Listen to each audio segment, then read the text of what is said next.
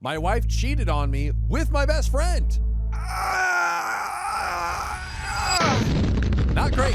Me, 23 male, and my wife, 22 female, met when we were 14 when I was playing in an out-of-state baseball tournament, and instantly we hit it off. An American love story. Oh. She helped me through my parents' divorce, and I helped her through her sister's passing. Oh my goodness. We talked often about how much we loved each other and have been together ever since. My friends would often say how I would lock myself in my room and talk to her instead of hanging out with them. By the way, this comes from Quack Attack.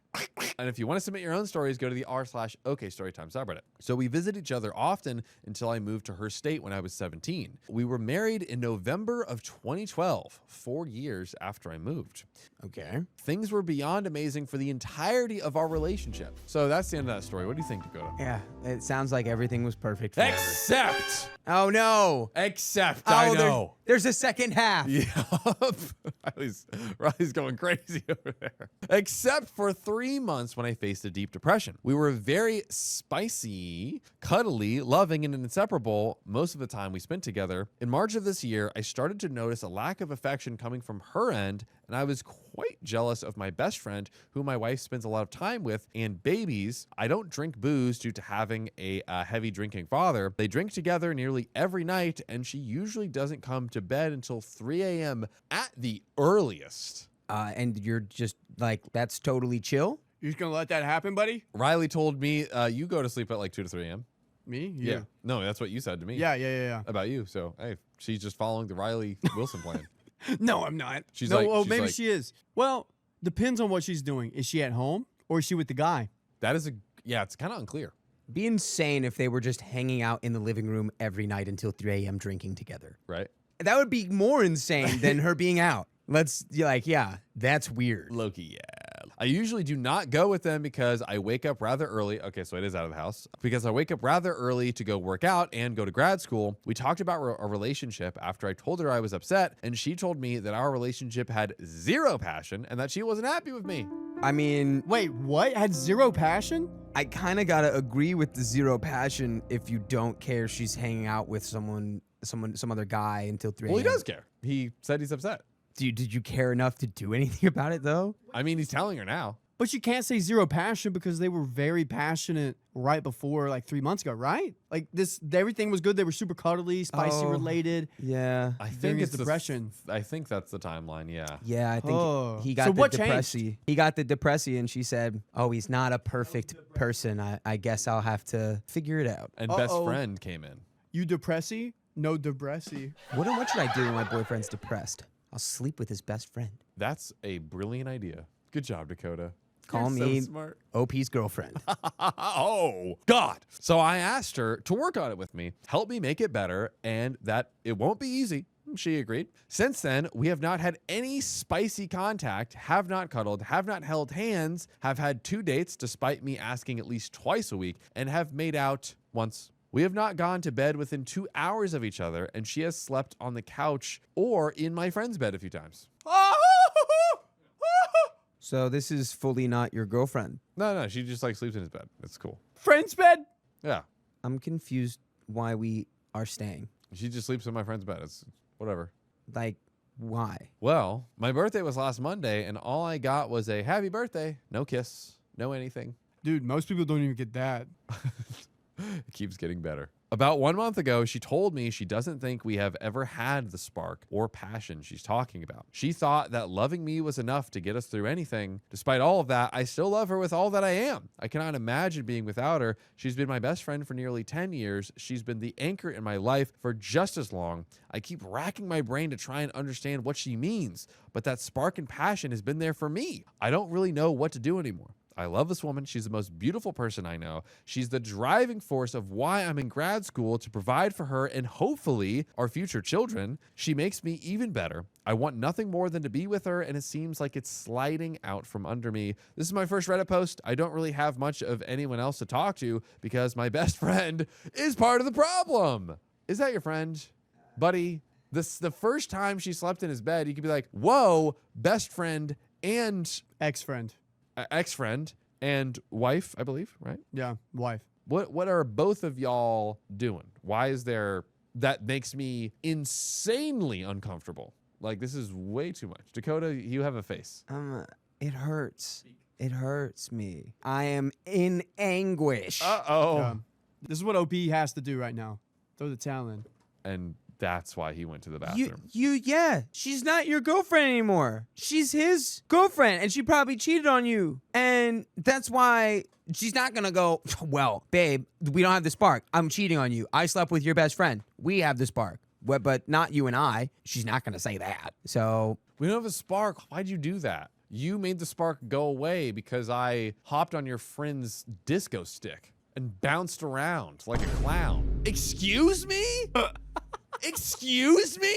Dakota, look at me. Excuse me? you're excused. No, you're not excused. I am excusing you from being my girlfriend.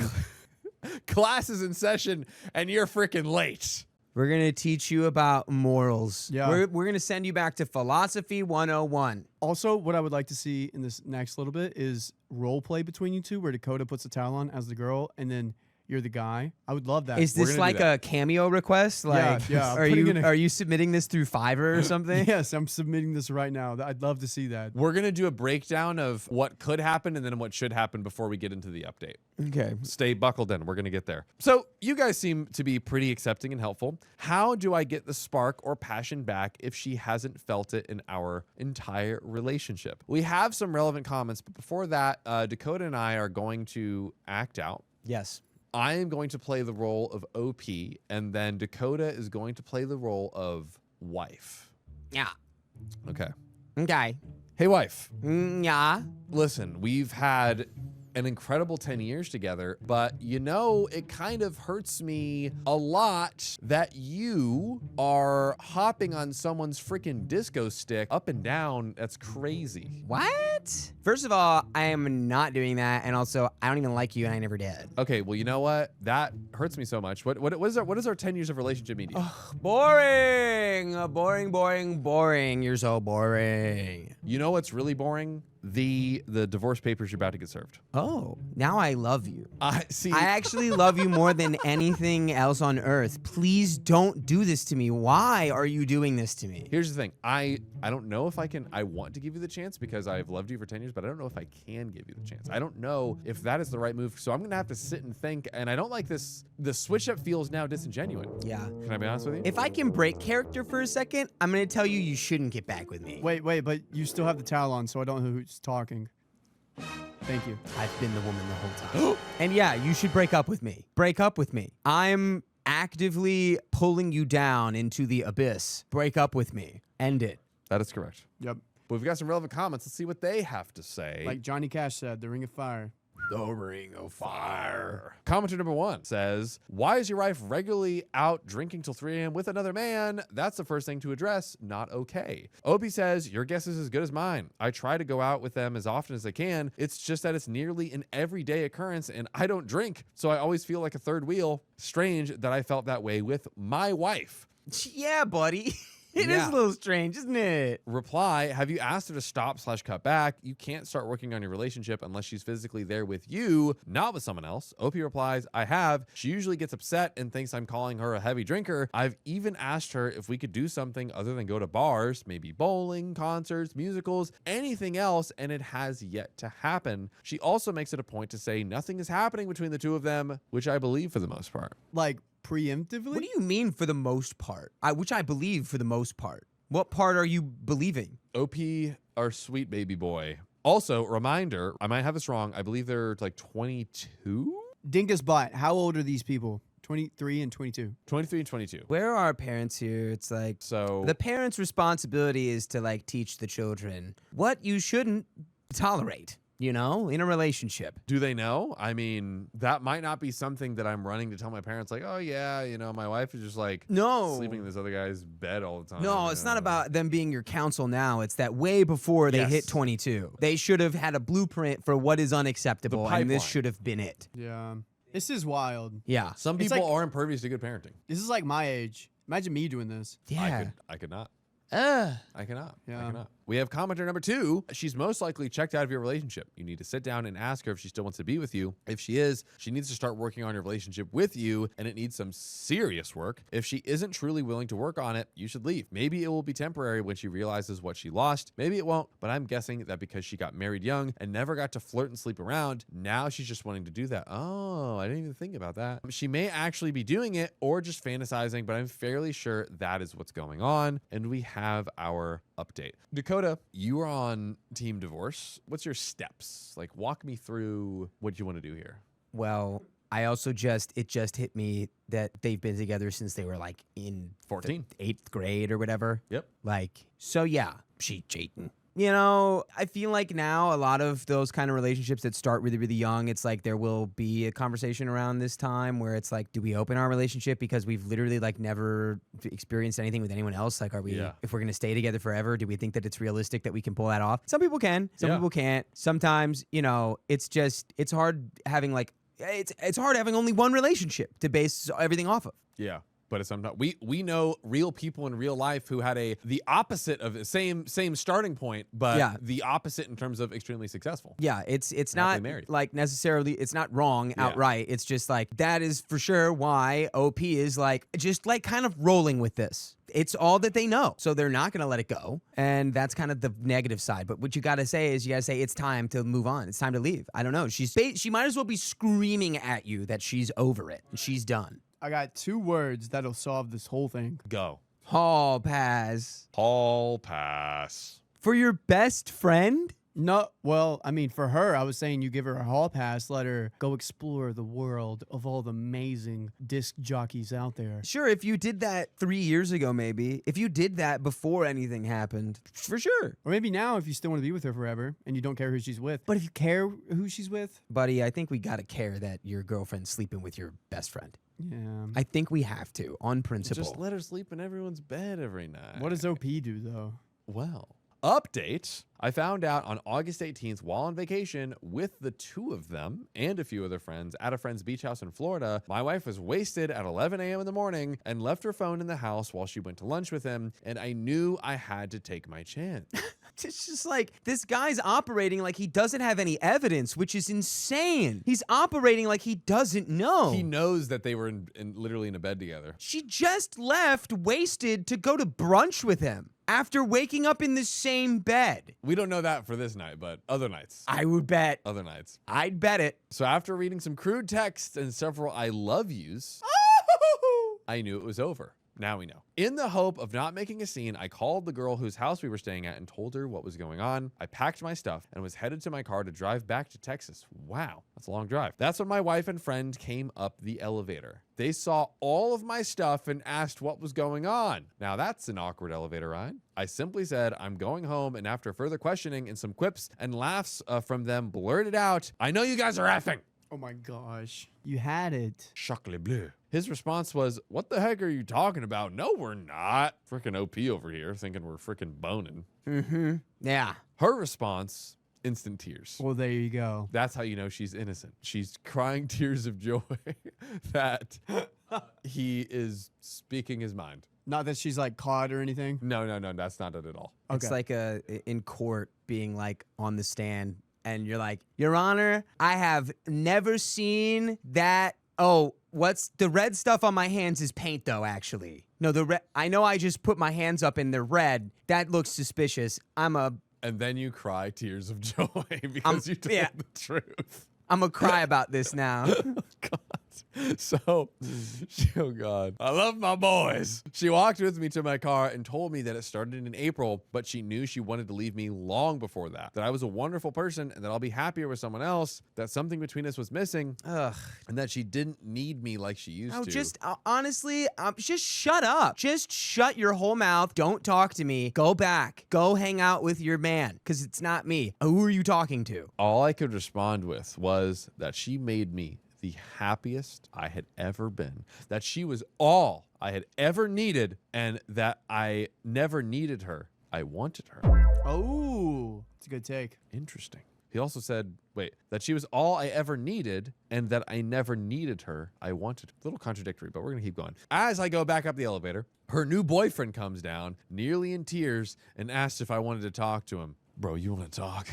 No. No. And all I said was, never again. Huh.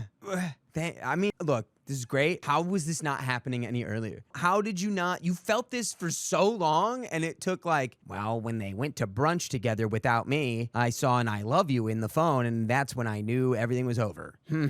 Because, Dakota was just laying out a common and understandable scenario, which is like, hey, we've been together since freaking teenagers. We're still 22, 23. We're still young. Is this do we want to go explore, live life independently, or maybe date other people, see if this is what really makes sense? Hey, that makes sense. But Dakota, what did she do? She didn't talk about any of that, and she just went and banged his best friend. Are you serious? Yeah, she just straight up just went and banged his best friend for months and months and months. When she could have just said, hey, can we talk about this? Can we explore? I'm trying to understand. I know this might hurt you, but let's talk about it. And bonus points, while she was doing that, wait. she was Boner actively points. trying to sabotage the relationship by saying, oh, we've never had a spark. I've never actually felt anything for you.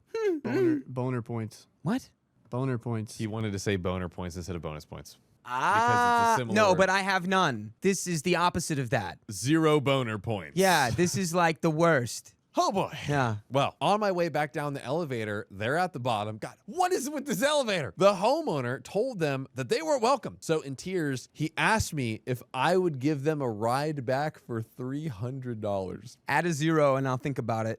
Add 2. Yeah. 30? I need 30. He has Nah. to. He's going through divorce, man. 30 G's. And $3,000, I'll sit there in silence. You Okay. guys can say whatever you want. I won't be able to hear you. You're insane. That's crazy. What do you mean? For $3,000? For $3,000, John. I would sit there in complete silence. You think I can't dissociate? No, for a after drive you're going through a home? divorce. I'm checked. I'm dissociated. I might actually be on Dakota's side now. Dude, yeah, I'm going to sit there and they're going to go, can we talk? I'm going to just say, I do the click, click, click, click. I turn the volume up on the radio. Oh my gosh. Well, you know what OP said to that? I laughed. I told him, every time you F her, I hope you know, I wish you would have pulled the trigger. Oh, no. Oh my God. He had depression issues and was ready to unalive himself, but decided not to because I had offered him a room at my wife and I's house to help him get back on his feet. OP. Dude. Okay, just to take a quick second to I dissect don't know that. who's worse in that situation. This is why. Okay, so OP could have addressed this way earlier and been like, what you're doing is unacceptable. And like sleeping in his bed, like hanging out to 3 a.m., the facts that he knew, like, why are you doing to this? Why are you hurting me? This is not fair. He could have said all that, but by not addressing it, that's what pent up the rage and resentment to have him say such a, like, that is too, yes, he did an atrocious thing to you, your best friend, but we don't need to say that. Sure, we don't need to say that, but it's understandable. No, come on. No. Dakota, Dude. no. I know. I'm saying that in that moment, after this is what, the 4th time they're trying to provoke a conversation with OP. I'm not saying I approve of it. Yeah. I'm not saying that it's a good thing to say. I'm just saying you bring in your best friend. You literally, in your heart, you're like, I just saved my best friend's Yes. life. And how does he repay you? He sleeps with your wife. And now he's for the 4th time trying to be like, hey, can we we'll pay you $300 and that'll make up for. It's like, do I approve of it? Of course not. Do I understand it? Yes. Again, I do don't not. know. I I'm don't not know. condoning That's it. like that's a deep cut. Yeah. I'm it's saying I too deep. understand it, not that I condone it. I don't even. Yes, is he pushed the limit? Fighting fire but, with like, fire, but in this case, there's no fire to win. It's all gonna burn alive. There's a place. You're not going to feel good later about having said that. Yeah. But also, you get you go to your friend's house, you're feeling down, they help you get back on your feet, and this is how you repay them. That's what I'm saying. It's not. It is insanity. You It's beyond cannot insane. condone it, but you can understand it. It's still not going to, and he's going to feel bad about it later. That's all I'm saying. I'm just saying I understand why he said that. Gotcha. It's just. I'm not saying it's okay, but I understand it. It's too much. But Opie says, I then drove 13 hours straight home, called everyone I could think of, including both of their parents, who I wouldn't hesitate to call my own. Wow. When I got home, I was packing my things and saw my wife's journal/diary/writing notebook. At this point, I don't care anymore, so I read it. She has a story written and dated March 14th about their very detailed spicy sleep life. Why do people detail this stuff in their journal? It's crazy. How they would wait for me to go to sleep and F on our couch/in my car/in my bed when I wasn't home/in his bed/in our shower/in our garage. So it was just hot for her. She just liked how sneaky and hot it was. Oh my God. Another poem was dated February 2014, detailing how a shadow haunted her, but he was her future and her true love. Oh, so OP was a shadow? That all she could taste was his lips. This was... OP, the ex-wife is a bad poet. I just imagine that like a strange curse, like the Midas curse, where everything you touch turns into gold. It's like you can't taste anything unless it's lip shaped. Like Tastes like lips. But I imagine she was like, it all tastes like lips. the lip. I love the taste of lip.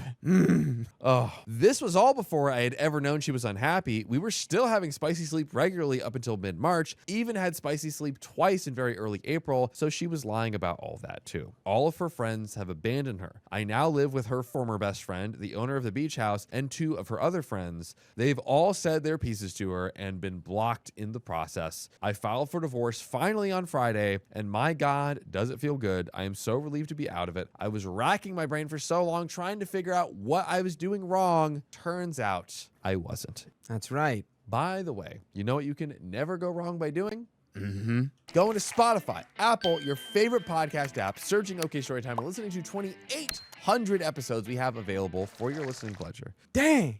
I know. 2,800? 20 chat informed me today. Wow. I don't know if that's true. I haven't even fact checked it, but we're going with chat. That number is just, that's big. Gargantiano. But yeah, I mean, just to kind of reiterate the point we've been saying throughout this is like OP was so well within his right, and I think this is just kind of, you know, young boy man, early 22-year-old man vibes of just like, oh, what do I say? Like, how do I figure this out? And it's like, no, you're not doing anything wrong. Your wife completely betrayed you, and it's completely okay, and she should be confronted because she needs to know, hey, look at this insanely effed up thing you're doing to me. Yeah. What is this? What say you, I think Dakota? this is a story that shows the importance of having counsel. You have to be able to talk about your relationship with the other people in your life, like your friends. It's like, you know, because if you don't, I can only imagine if I was in this position and I was talking to my friends when I was in my early 20s and I explained what was going on, they would have been like, you need to break up with her yesterday. What are you doing? Yeah. I know you've been with her for 10 years. What are you doing? She was just sleeping in his bed. You know? That's it. But it doesn't sound like OP had that. And I don't know if that's a byproduct of the relationship or just OP's prerogative. But yeah, you have more than just the person in front of you to base your perspective off of, you know? I just imagine the friends could have helped greatly. I agree. Like anyone. Any outside perspective whatsoever on the situation. Anyone. Well, boys and girls, let's get into the finale here. So now I'm recovering slowly, I'm sure, but I now have a sudden strong interest in women. Oh. Shocking. Oh. I have, really quickly, I just have to realize it was his best friend who was doing the cheating. Yep. So your counsel would have been like, you're tripping. Dang. A lot of gaslighting. Oh my God. Yeah. You're in an unwinnable situation. Yep. Damn. Yup. Yup. Cards are stacked, baby. The cards were stacked. Is it just a rebound? Being interested in other women? I'm not sure. I'm not pushing the issue or anything. And I haven't dated in 9 years. I mean, granted, you were freaking 14, brother, when you started dating her, okay? But I'd like to. I know it's still probably too soon, but I do long for it because I've had it and now it's missing. That being said, I'm happy to be single. I'm enjoying just being me currently, but wouldn't mind someone. Just really quick, OP, I would highly advise not jumping right into a relationship right now. Yes, be single. Nah, jump in, rebound. Be single. Dennis Rodman that. Rebounds don't have to be relationships. Be Be a single. pet. It could be literally rebounding a actual physical basketball because you're hitting the court and up in your game. It There we could go. be Truly. It could be you are building beds because beds also betrayed you in the process. And by learning how to build beds, you are reclaiming that Or destroying them. or destroying them. Yeah, start a new business and start a rage room. Yes. I like that. That's your rebound. So many things, so many options, so many options. I actually kind of feel like our relationship has been over for longer than a month. I mean, I was living a lie for the last 7 months. She promised me we would work on our marriage while all she was doing was working on him. But I would appreciate any advice about the future and dating after divorce. I'm kind of worried, actually. I feel like no one will want me for that reason alone. Absolutely not. How do I go about dating as a divorced 23/24-year-old when I'm ready? Is it as daunting as it seems? Yeah. And no. I mean, yeah. No. But yeah, what do you mean? No. Yeah, dating is daunting. We can accept that. well, it's daunting, but I would say like I mean, it can be worthwhile, but It's risky for sure. I mean, I think the thing that popped into my head was like we can get all of these ideas and preconceived notions, and I'm trying to think of a good example. Work a tomato in it. Here we go. I will. Cooking. Cooking, okay? Okay. So when you're cooking, sometimes there might be a technique where it's like, I don't know, hard. Sorry, I'm have to go drumming. I'm so sorry. yeah, I'm dropping the tomato. It's full drum. This might not connect to my non-drummers out there, but bear with. In drumming, sometimes it's easier to, like when you're playing with both hands, it kind of just like flows, it's natural, but then sometimes they're like play with one hand. You can see how that'd be like kind of weird in your brain, right? Like, oh, like playing with both hands and oh, now I gotta just play with one hand, but you're doing the same thing. You're literally doing the same thing with the one hand, but your brain is just tricking you. There's just a thing that your brain is telling you, oh, this is weird, this is hard, this is awkward. No, actually, you were doing that same thing before. So I would say like you have this kind of cloud hanging over you, but imagine a alternative universe where you're just like, okay, I haven't really, dated much. I'm just going to start dating. And you wouldn't be thinking about it. It's low-key, a little bit kind of the same thing. I didn't have you until the end, and then I got you at the end. Thank you. I knew it's very niche. I'm sorry. I feel like it's similar to what I would say, which is just, I don't know. I can only say how I move through stuff. Yes. And I move through things based on just like vibe. Does it feel right? It's taken me, I guess, a hot minute to get to a point where I can be in tune with that. Yeah, I was about to ask, how's that going? It's good, but like you have to know when things feel wrong and you have to be able to identify it and then have like the conviction to be like, nah, but this does feel wrong. Like that photo. That photo feels wrong.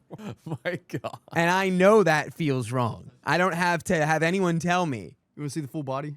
Let's go full body. Look how curvy he is. I am mean, snatched honestly, though. I am snatched. You're pretty snatched. but that feels wrong. So I think what you need to find, OP, is you need to take the time to figure out what feels right and what feels wrong for you. You can't do that in a relationship because there's no room for exploration. That's right. And as producer Riley is kindly pointing out, that is the end of that one, but we've got more. We do.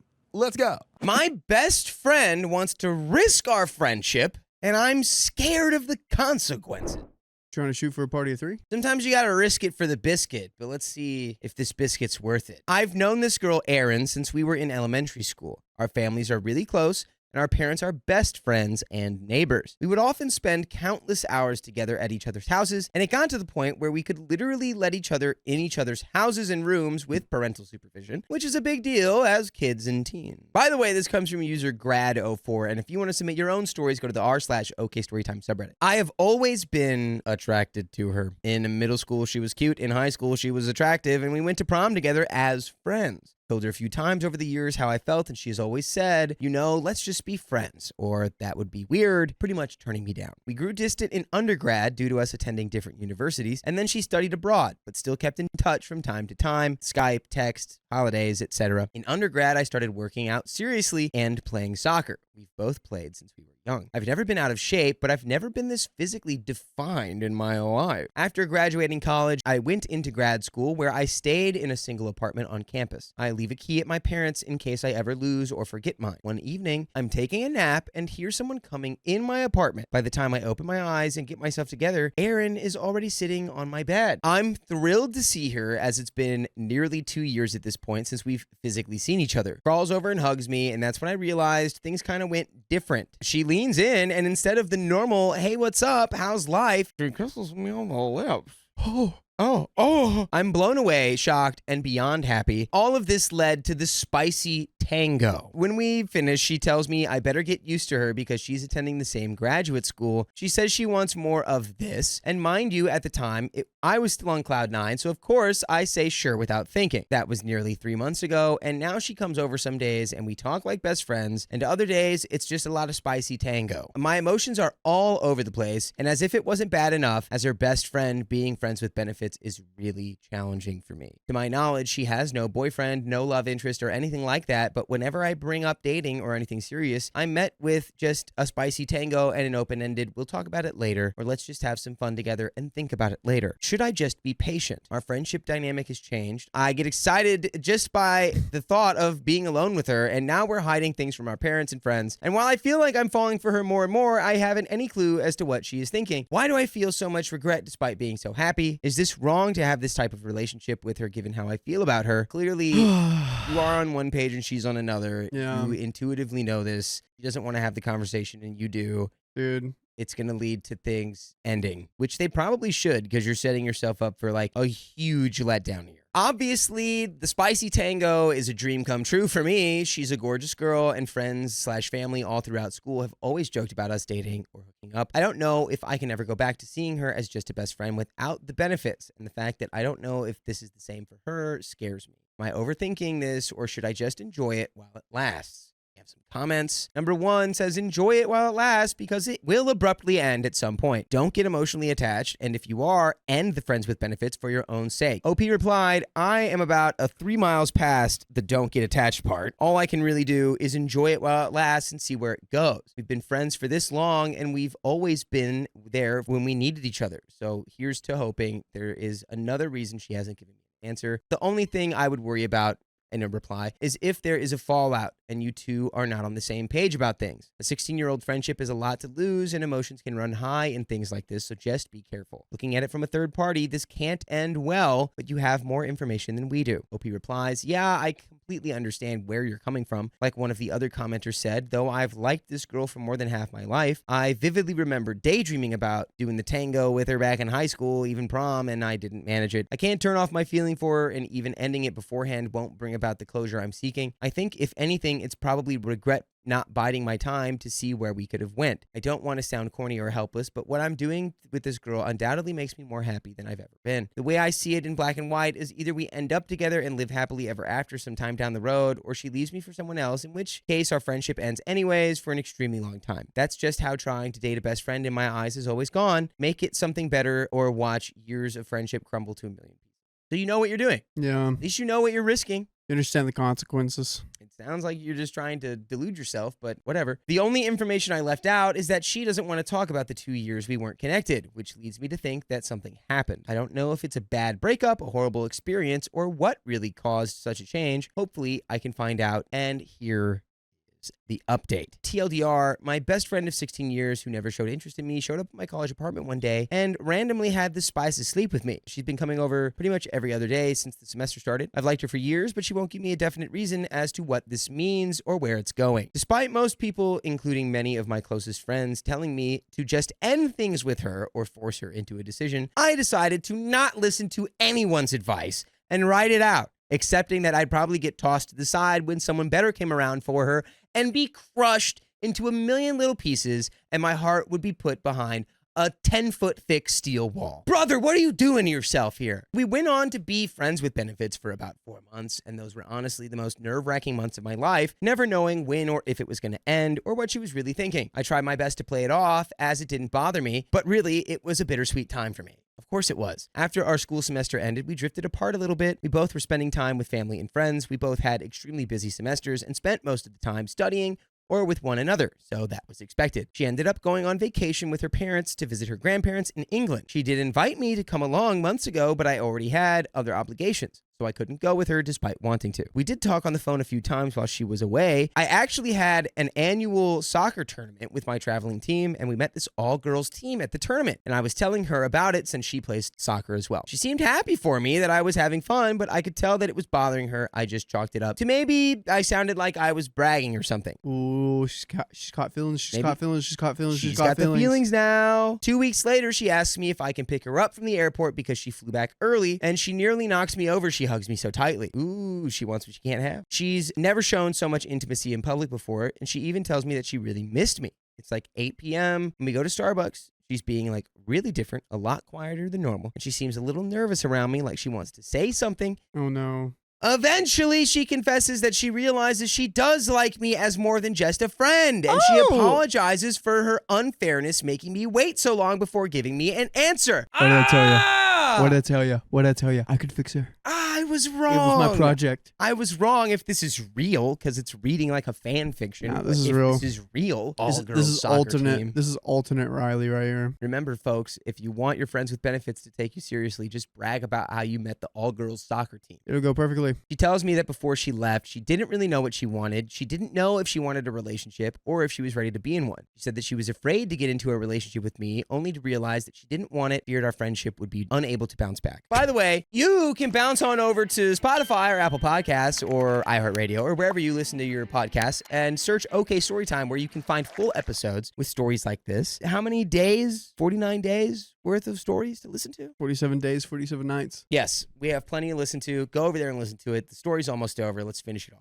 She told me that she experienced a lot of things in England and was sad that she wasn't able to experience them together with me. She talked to her older sister who lives in England, who really put in some good words for me. So we're officially dating and everything has been awesome and I couldn't be happier. Sorry if this update is a bit lacking. I mean, it's not. It's a great update. I'm happy for you. I tried to summarize 3 weeks worth into this post without making it a novel. But if you have any questions about anything, just let me know. Thanks for the advice on the original post. It really gave me some solid perspective. Dude, bro won. Bro is winning. I am so freaking happy for this man. I was winning, but her lack of communication really does. She's That's a big red young. flag for me. She didn't know They what she are young. wanted. Make sure that if you feel like y'all can't talk about something moving forward, you have to be able to speak.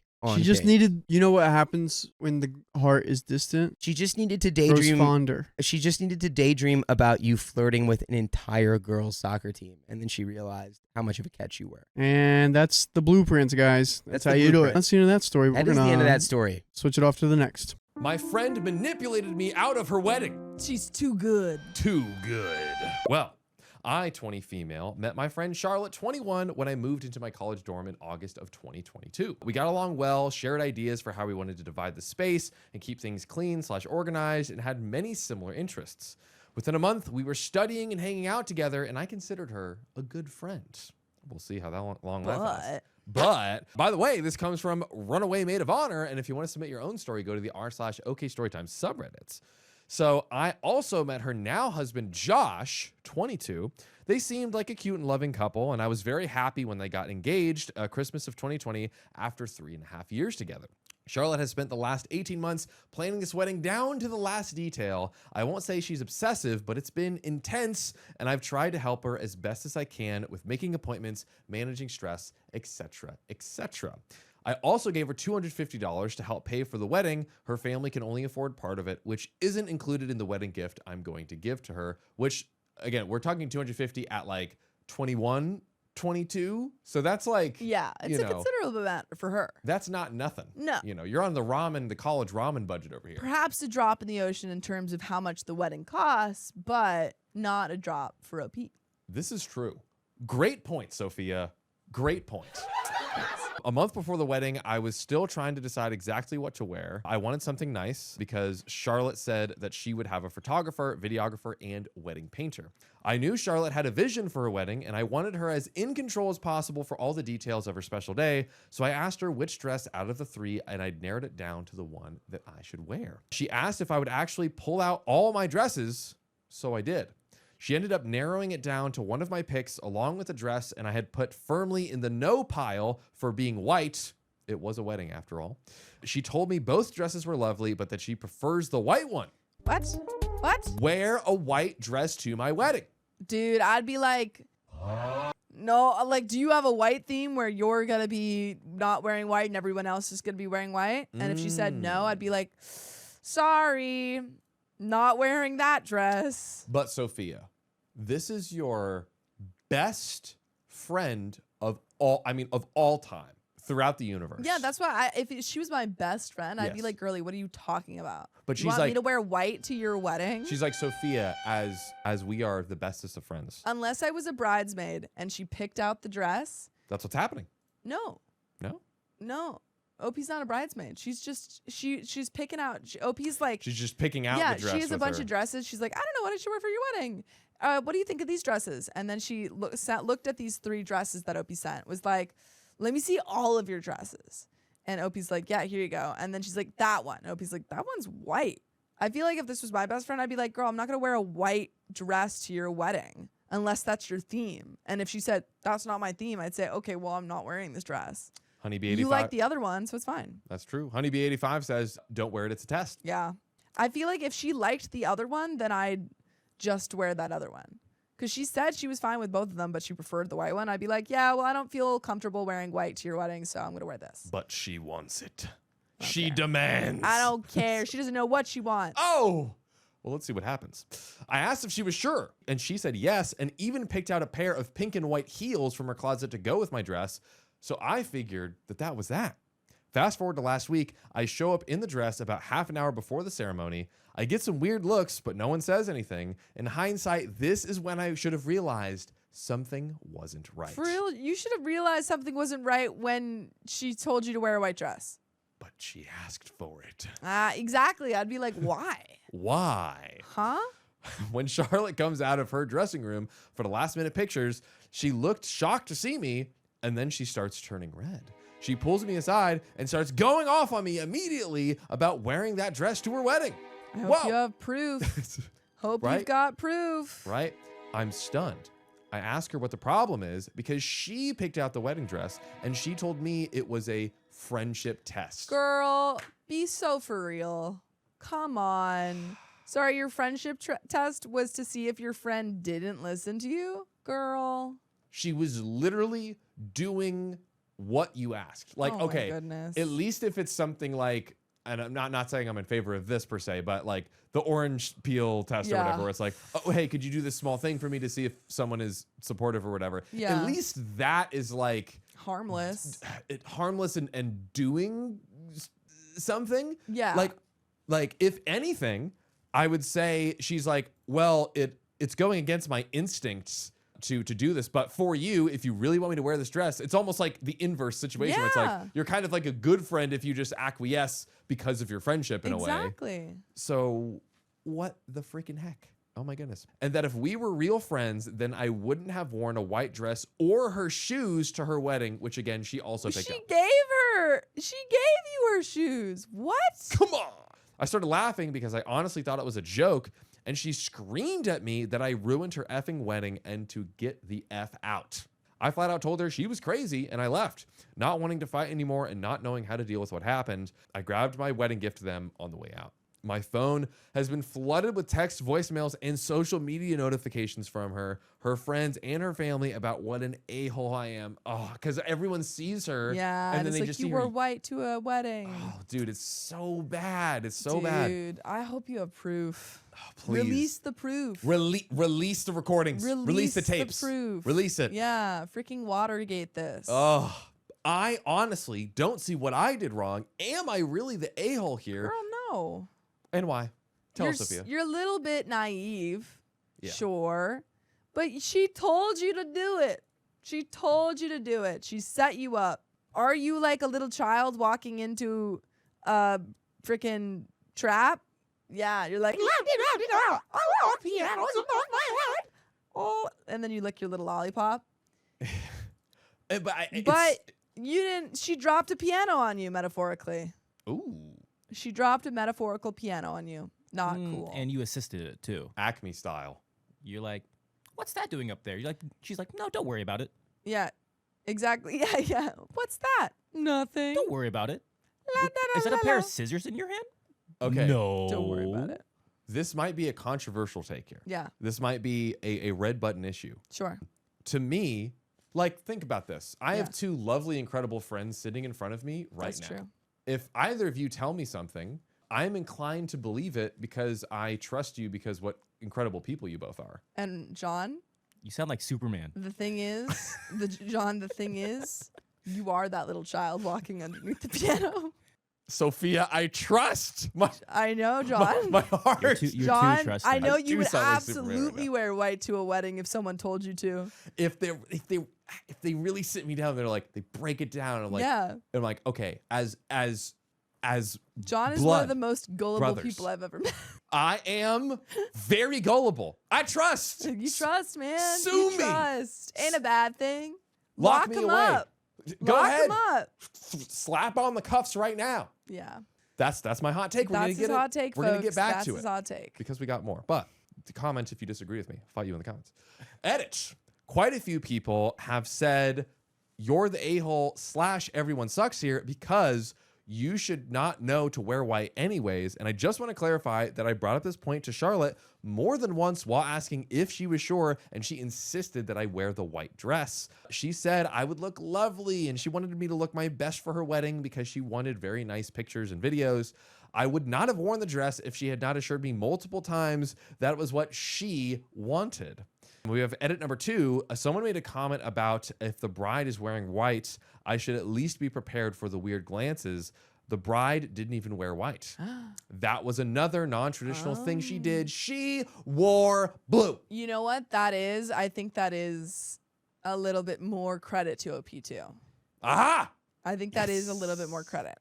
Yes. I like more credit to OP because I'm with OP on gullible I streets. don't think that OP did anything wrong. I just Yeah. think OP is gullible. But I think that like this makes a little bit more sense why she'd be like, okay, maybe it's like a theme thing. Yeah. Yeah.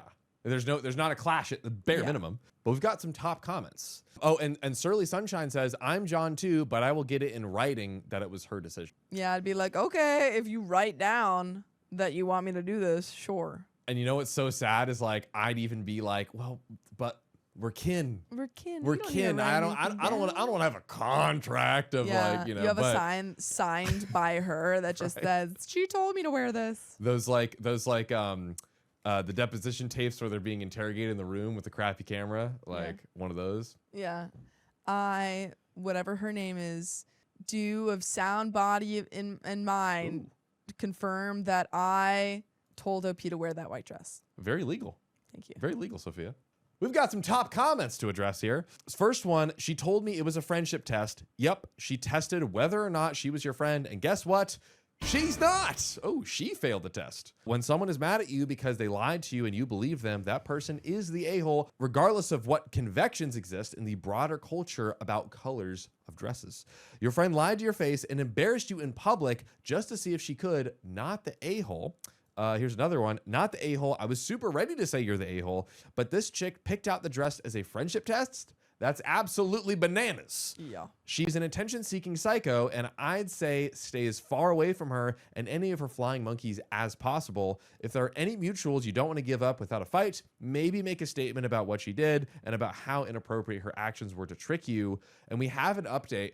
I do. Okay, Boy, yeah. we were, you know, kind of joking, like, you know, release the tapes. Da, da, da. What, Sophia, if you were in this position, let's say it's Sophia, but with I extracted my gullibleness and then you've now got it. How would you react? Would you like text all the friends, all the people who stayed at your wedding with the, like, what would you do? I think it's like if I cared tough about one, their right? opinion before, if I didn't care about their opinion and I was like, I don't even know who you are, I wouldn't respond. It's friends that you like that are in the wedding venue roaming Then around, I would right? text all of them proof screenshots of my text conversation, just that. Yeah. Be like, hey, she told me to do it. Hey guys, probably we're like, what's going on? Here you go. Here's what's going on. And then just leave it at that. I like it. I like it. Yeah, don't go out of your way to defend your honor over and over and be like, I didn't do anything wrong. Blah Yeah. blah blah. Like she said this. Blah blah blah. Just literally, Just if you the have facts. any of your proof, yeah, Yeah, because then if they look at the messages, they can also decide for yeah. themselves. You don't even have to be like, oh, she said this, I said this, Yeah. I felt this way, she felt this way. Here you go. Receipts, and that's it. but we've got an update, boys and girls. Okay, it's been a crazy few days since I posted that. I had to wait until I was home to read all of the comments, and they just keep pouring in. Thank you to everyone who gave me feedback on why they thought I was or was not the a-hole. I texted Charlotte a day after making the post, sometime around 4 p.m., and told her she had 48 hours to tell her friends/family the truth and to get them to stop sending me hateful messages, or I'd tell them the truth myself. Interesting move. Perfecto. Okay. She told me that I had no proof and that no one would believe me. Proof. Oh, yeah? Oh, yeah? What about this proof? Ooh! Don't do it to him. I should have just gone ahead and posted proof, but I wanted things to be ended as diplomatically and non-dramatically as possible. It probably would have been less dramatic if you had just posted the proof. Honestly. If you had just been like, here you go. Yeah, I think, and also, we can't trust the friend. No, so she's it's not like, going to do it. She's just going to be like, and Opie doctored all of these text messages. She used all these fake text messages. So if you see those, they're fake. Don't do it with her. Don't give her the heads up. Just receipts. Yeah. And that's it. I'm with Sophia's original plan.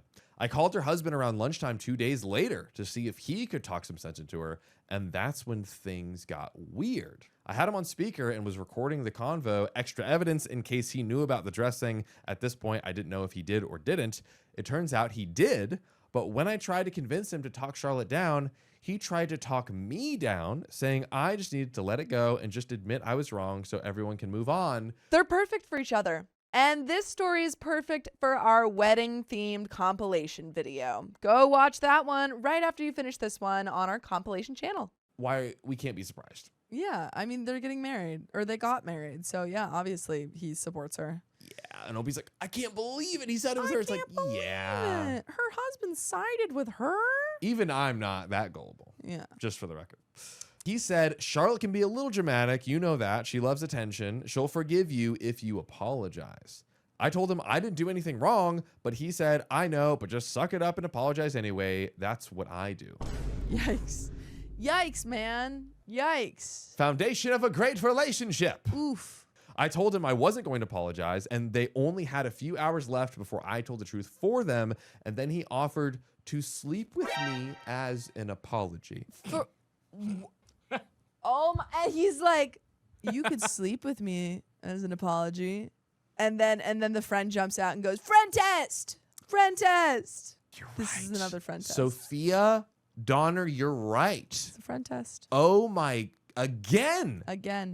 She was like, see, I was, it was a whole series of tests, a whole tesseract of tests. And if you pass this one, then that negates the first one. And then we'd be friends again. And it was like, oh, to be so happy. Ooh. No. Mm-mm. Whew. I told him to F off and hung up. Good. And you have the recording of that. Yes, we do. So I waited out the remaining bit of those 48 hours, and then I took to Facebook and posted screenshots of the conversation, plus the couple of times I checked in with her about the dress by text, featuring the date and timestamps. I also added the recording of her husband hitting on me. I don't know if Facebook was the move here, but let's see what happens. That was Friday evening. Now it's Monday morning, and I've had to block Charlotte, her husband, and a few of their friends/family who will support them and are cross with me about quote-unquote trying to ruin their marriage. What? How? Just... You posted that video of her husband telling you that he would sleep with you, and you're ruining the marriage. Why would you do that to us? Why? Huh? Why? You don't want us to be together. Huh? Most people have reached out to apologize, but I'm honestly just thankful this is all over, hoping my social circle can go back to normal after this and that this will turn into another funny story I can tell friends in the future. By the way, do you want to listen to funny stories in the future? Because if you do, and I know for a fact you do, don't even try to think. I know you guys. We freaking know you guys. You can go to Spotify, Apple, or your favorite podcast app and search OK Storytime and listen to 2,500 episodes chock full of stories just like this. Freaking do that right now. But right before we get into, we actually have another edit to close this out. But Sophia, just real quick, how are we feeling at this juncture as we are about to see the conclusion? I think it's good. I think you cut off what's her face and her husband. Yes. Get them out of your life. They suck. We know this. Mm-hmm. Get out anyone who doesn't believe you now. if there is anyone after all that information, and be a little bit more, I don't know, discerning of your friends. Because all the people who came back to you and were like, oh, I'm so sorry. I'm so sorry. Were they actually apologizing? Yeah. I think this is a lesson in our sweet-natured but naive gullibleness that we might need to be just a little more aware. I agree. A little more aware. Hey, heck, I'm walking away a little bit more aware. And we're all walking away a little more aware. So there you have it, folks. But let's get into this final edit Let's of this do it. story. So, edit, just a note, because a lot of people have brought up the $250. You forgot. So did I. No, I haven't gotten it back, but I did send her and her husband a Venmo request for the money back. I'd also like to make it clear to those arguing about it, I didn't give Charlotte the money because she asked for it. I donated it of my own volition because I knew she still had a part of the wedding left to pay for, and I wanted to take a tiny bit of stress off her in that area since I could afford to. Her family wasn't covering 3/4 because it was too expensive. It's because they believe when you get married, you should cover some of the cost yourself as a recognition of the kind of commitment you're making. Aha. Charlotte and Josh weren't struggling to afford things. I just wanted to be a good friend because we'd become so close, and she was with me through a couple of very hard things these past 2 years. It hurts a lot to have lost her as a friend. She had become the sister I'd always wanted growing up, and it really feels like I lost a family member here. And that is the end. I will say it's a very tragic to lose these friends, but it's like, was there not signs? Yeah. Was there not red flags? Like, was she not testing you the whole time? And also, why did she feel the need to test you specifically? Yes. Was she testing all of her friends? Like, what? You know what? I feel like her husband had expressed some sort of sign that he was into OP. Ooh. She got jealous. Was like, how do I get her out of here and she doesn't come to my wedding? Does the friendship test so that OP has to leave. That is a world-class conspiracy theory. That's my right there. theory. That's my theory. Chat, let us know what you think in the comments if Sophia's theory is on the money or crackpot idea. What Let do us you know. guys think? But you know what's a real crackpot idea? This next story. Oh, that's correct. I refuse to rekindle with my best friend after our fallout. It ain't burning anymore. Ah, my best friend and I have been friends since we were 12. We're both 36 now. When I say best friends, I mean people know our names together. Like, oh, it's Kaylee, me, and Layla, my friend, did blah, blah, blah, etc., etc. By the way, this comes from Kate and Severin. And if you want to submit your own stories, go to the r/OKStorytime subreddit. So in 2023, she texted me to tell me she had been talking to a mutual person we know, and they were going to make it official on IG. Ooh. I was so excited because I had no idea. I did have the thought I wish she would have confided, but she had been wildly private her whole life with big things, and I was just happy she told me before posting. I actually was at work when she told me, but I called her because a text that big is crazy. So true. We gotta talk, girl. We gotta chat. Gotta chat. We gotta call. I told her I was so excited and we need a girls' day ASAP to catch up and hear all about it. I actually got off the phone and told my other friend who worked with me at the time how happy I was for her and also how I thought they were probably going to get married. I could see it. I can see it all. It's a vision. We are both in our 30s, and our whole lives she has wanted to be a mom, probably more than a wife. I was happy she had someone finally, and from what I knew of him, I could see it working. Both very smart, nice looking, and both opinionated, so I know he could handle her.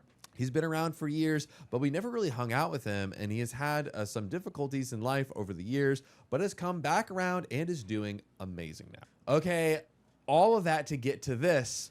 So we plan our girls' evening a few weeks later. We have a spot we always get dinner at, then walk over to a coffee shop to drink and chat. While at dinner, I was like, girl, tell me everything. Yeah. Spill the tea. Spill it. Spill it. As she was telling me how they started talking, I was tearing up a lot because of how happy I was for her. She comes from a broken family. We've waited so long, and I was just happy it was finally happening for her. Super quick gut check, Sophia. I feel like they're literally just announcing it's Instagram official. I'm like, I don't know if she's like hyping it up so much. I would be afraid to do that because if something doesn't work out, I'd be like, this is really so excited for you. Yeah. But like, it's it's happening. Yeah, I don't know if we need to say I mean, you just became Instagram official. That means nothing. Get married now. Do it immediately. You're having a kid right now. Impregnate. Married with 4. Impregnatious. Macious. Yikes. That's the spell. Scary. The spell of love. Now, throughout a discussion, she said something really strange. I can't remember exactly what I said, but it was something in passing about like when we all get together and interacting or something in the future. I'm community minded, and of course, I want to get to know the guy my best friend is talking to. That's when she said the strange thing. Well, you know, you have to be careful when you're around taking men. What? Don't you Like think? you personally, or like Yep. you general Ooh. you? It sounds like this was specific to OP. That's the vibe. I'm getting. Weird. I heard her and was instantly confused, but so excited for her, I just brushed it off as we were talking around the shopping center. It kept bugging me, like what else could she possibly mean by saying that? And also, she should know me better than anyone that I don't want anyone's man ever, but especially not hers. I kept justifying it in my head, but finally just asked her straight out what she meant. And like, does she not want me to get to know her boyfriend? She kind of doubled down and said, like, well, you know, it's just different now. Like, well, you know. How? Explain. I don't know. But like, well, you know. I don't you know.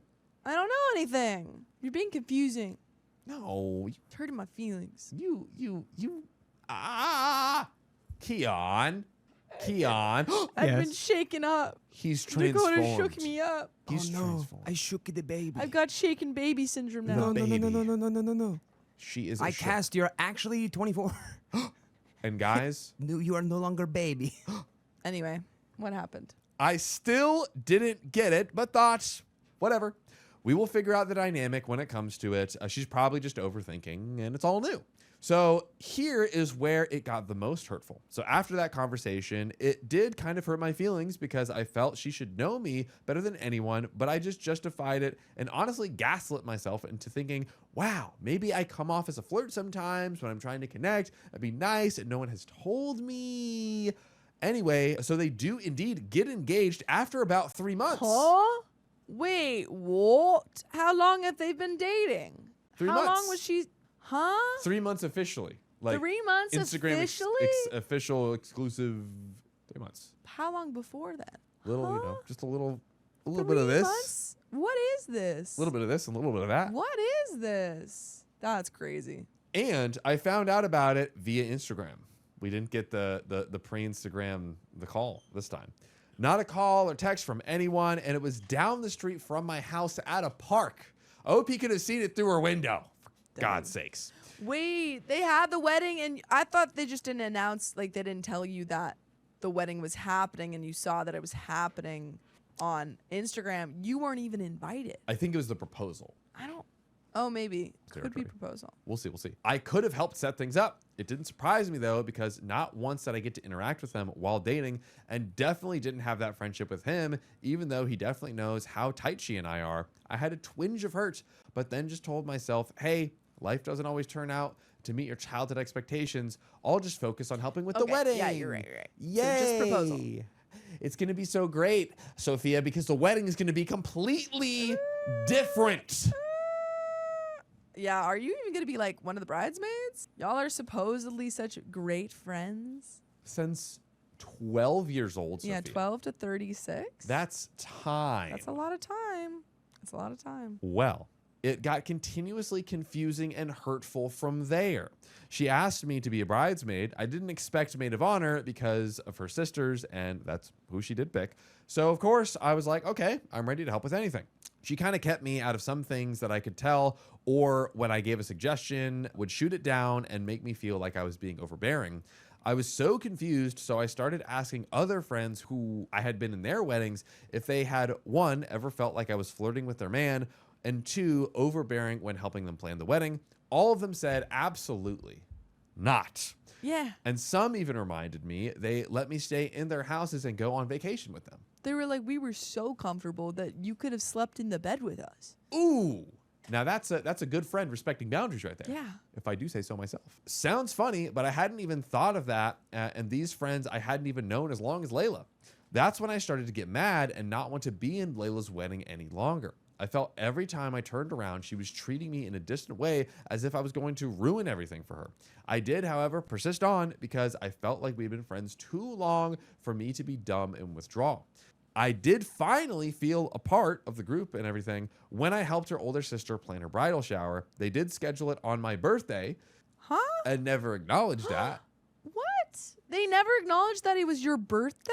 Yeah, we gotta. They weren't even like, hey, girl, happy birthday. Glad we could celebrate this thing on your birthday. No, why Not would even they a do that? cake? No presents?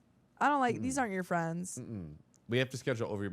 Now I don't know if they didn't at the event, but maybe leading up to it, like planning. No one Sure, said. yeah. It didn't seem like that is totally easy to do, and they didn't. Well, and they definitely know my birthday because theirs are all in that month too. Dude. But I told myself, Kaylee, it's life. I went all out focusing on decorating. The plain cake her sister got her with a gold leaf and painted the sugar flowers to match her colors. I got personalized gifts for the guests and went all out on her gifts, getting her beautiful things from Italy, etc., etc. They don't have a lot of money, and neither do I, but for my best friends once in a lifetime, I wanted it special. Stop. OP is going all out, and they suck. Dare I say it, Sophia? Say it. OP is a girl's girl. Yeah, OP is a girl's girl. Her friend, not a girl's girl. Not a girl's girl. Not even a girl's. Ouch. You heard it here first. She also just tossed aside my gift as soon as she opened it. What? It was from Italy. It was from Italy. It was Italiano. I still just said, Kaylee, chill. Life doesn't turn out how you imagined it. It kept getting worse, and I did ask her for a friend date, and I confronted it a bit, but she just told me our whole lives when she was in a room with her and others, she felt like I dominated conversations, and she didn't want that feeling when with her boyfriend. So we finally have an answer to all of these comments and this attitude, but all the other friends didn't say that. So I was even more confused because our whole lives I've been trying to include her in things with my other friends and struggled with the fact that she didn't seem interested or wanting to get to know them. After that convo, I was done. I definitely didn't want to be in the wedding because I didn't feel wanted, but if I pulled out, it would be obvious because everyone knows us as friends and even like sisters. Actually, I was her only friend in the wedding, as she only had her sisters and niece. So long story short, in the wedding and all day that day, felt like I was in some Twilight Zone dream, so disconnected from my friend and the day we had dreamed about our whole lives. I mean, just really quickly, like, Sophia, Yes. let's say we're smack right before the wedding. Yeah.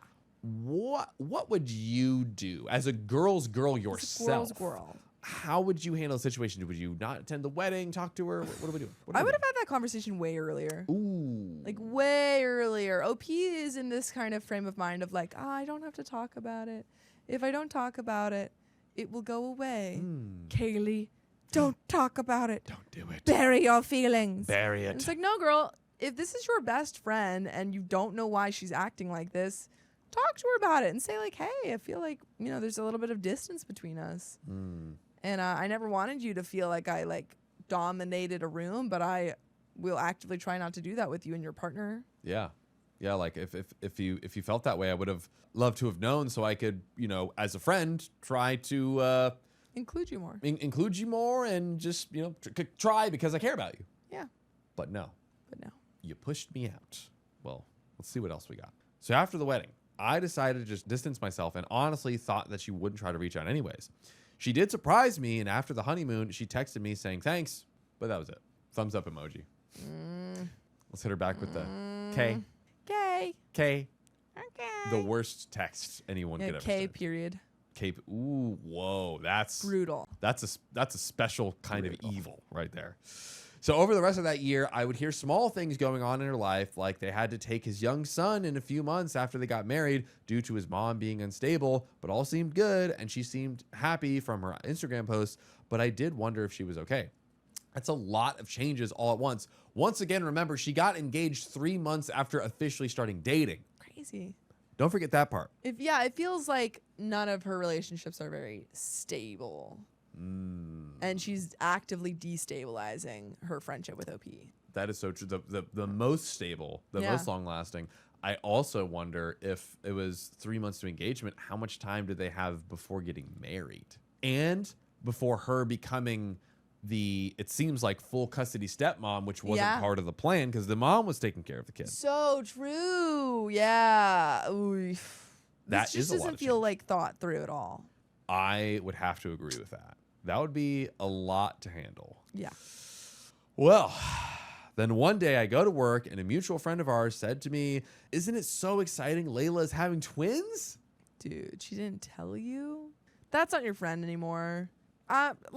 That's not your friend. At the point when, I mean, honestly, I feel like even before this, I'd be kind of on the side of, oh, this person is probably not trying to be my friend anymore. And I'd be Yeah. like, okay, sure. But when she doesn't tell you that she had kids, 2 twins, I mean, just one, twins, And she'd instead been of like, twins. she'd been wanted to be a mom even more than a wife. Like, yeah, it's over. Do you just kind of like naturally move on, or do you like try to contact her and say, "Hey"? I think It's a tough one, right? because I think that if you wanted to have that conversation, it should have happened earlier. I think like potentially you are maybe too late to have it. But also I'm like, it's never truly too late to do something. Agreed. It's not like you guys are, mortal enemies now. You're just kind of indifferent in each other's lives. So I feel like if you really are like, I want this friendship, I miss this friendship, I don't know what happened, go to her and say, hey, it feels like we've grown apart and I miss us.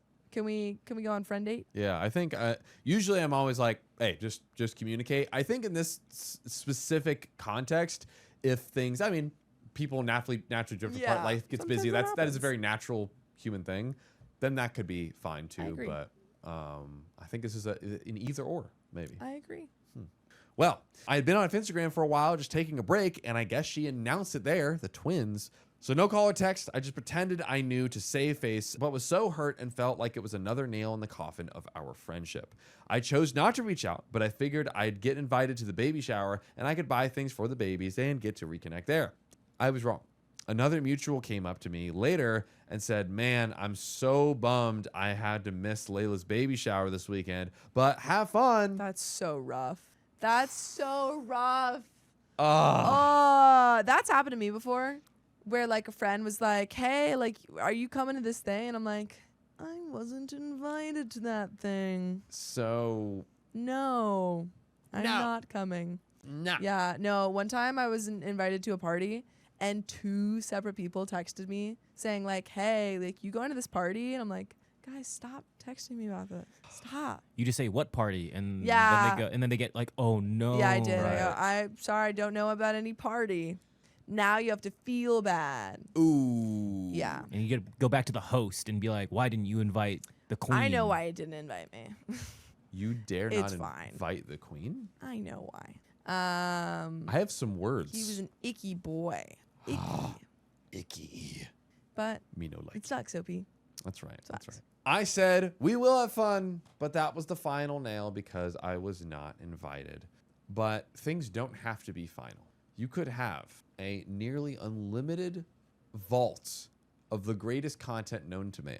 And that is accessed by going to Spotify, Apple, or your favorite podcast app and searching OK Storytime, because we have over 2,800 episodes, as chat informed me a few minutes ago, for your listening pleasure. So go right now, listen on Spotify. By the way, throw a little 5-star rating and a comment Do it. on Throw our it. episodes. Throw it. We appreciate that. But Sophia, any final thoughts? Just that this isn't your friend anymore. And it sucks because you've been friends for ages. And maybe you'll come back around eventually. But for now, she ain't your friend. Couldn't have said it better myself. Don't spend time with people who aren't spending their energy into you in a healthy, reciprocal way. Yeah. And that's it. But present time, she had the babies. I found out from mutuals again. I didn't even know their names, which is crazy to think about since I had always pictured being Aunt Kaylee. We did connect a year ago when I saw her and just went and apologized for being distant. I felt for my sake I needed to make amends for my side and the resentment. We had a talk and she told me how jealous of me she had been our whole lives, which shocked me. I always thought she was the disciplined, smart, pretty, and talented one out of us. I'm normal looking and had to work hard to do things. It was healing to hear her say sorry, but her 3 young children were with us, and I couldn't think straight to convey how I felt or to get clarity on things. So this was this all could have been, like you said multiple times. Yeah, could have done way earlier. So much earlier. I walked away feeling a weight lifted of the resentment, but now having to grapple that our whole friendship, she had been jealous. I must have done something. No, That's not necessarily not true. necessarily. Yeah. Maybe you didn't call it out and like have that conversation early enough. Yeah. But it doesn't mean that it's your fault that she was jealous of you. Yeah. You could have done nothing You wrong. could have just been really cool. Yeah. It could be, it could be any of this. Yeah. I realize now that our whole friendship was weird, and even though maybe we just did the best we knew to do growing up, I now have real deep friendships with others who Yay. continuously invite me to be part of their lives, even though I'm the single one still. Yay. And that's what we love to see. Yeah. Also, just quick side note, anyone who doesn't, it's like, oh, I'm the single one still. Who cares? Who cares? Why does that mean you don't get to be part of the friend group? Yeah, that doesn't make any sense. That's dummy behavior. Yeah. They don't make me feel bad for caring. So now, am I the a-hole because she wants to connect, but it means a rebuild of a friendship, and I just don't want to put in the effort anymore? Let's close it out. Sophia, is OP the a-hole for not wanting to reconnect? No. You're not the a-hole. You just grew apart. Sucks. She was jealous of you. Sucks. There you go. At the end of the day, people aren't entitled to us. No. And they're vice not. versa. We are not entitled to other people. No, we are not. And that's just the way the cookie crumbles. That's how life goes, man. I got rejected by my best friend. Now she's saying I'm heartless. I think maybe you might be. I don't expect you to like or agree with what I'm about to say, but it has always been the way I am, and I've never lied about it. My friends have known this about me for years, and it just feels like they want me to break my principles for the sake of doing it, which feels toxic to me. I'm pretty sure I am in the right, but my friends heavily disagree, so I wanted to ask for some outside opinions. By the way, this comes from Prideful Witch 890, and if you want to submit your own stories, go to the r/OKStorytime subreddit. I've always been prideful. To what some would call a fault, but I would call the lack of pride I witnessed the same if I was being brutally honest, an a-hole. Maybe we're just different people, but I've had the same friend group for most of my life. We're all in our mid-20s. I do not believe in the whole break up, get back together, or the yes, no thing. If you say you don't want me, you don't want me. End of story. We can close that book and get back to where we were. No problem, and I won't bring it up again. 6-ish weeks ago, I finally got the courage up to ask my best friend, someone I had feelings for a long time before this, out. She wasn't interested, and I accepted that right away because why would I not? We've been friends for a long time, and I didn't expect anything from her. I did distance myself for just a little bit to get over the awkwardness, but within a little over the week, it was like nothing happened, and I was glad. At least until this last weekend, where during a sleepover with all of our friends at my place, she kissed me. No one else was paying attention, and I was kind of in shock, so I just pulled away and shook my head. I honestly figured she was plastered, and that would be the end of it. We had all been drinking a lot, and I wasn't even going to bring it up. Next morning, I wake up, and she, as well as a couple of friends, are gone. The ones that were still there were really angry. No matter how I try to explain where I'm coming from, I'm apparently not understanding how hard it was for her to confess that she felt humiliated by my reaction. I told them they all knew how I felt about this kind of thing, and they started talking about how it was a different situation and that my response was heartless. I don't know, am I the a-hole? And we do have some relevant comments, but before we get into these relevant comments, I want some other relevant comments from the fine gentleman in my company. I mean, just because someone goes in for, like, when you go in for the smooch, there's inherent risk. Yep. There's inherent risk. There's risk of failure. There's risk of rejection. There's risk of being told that you're a little poopy head McGee and that you'll never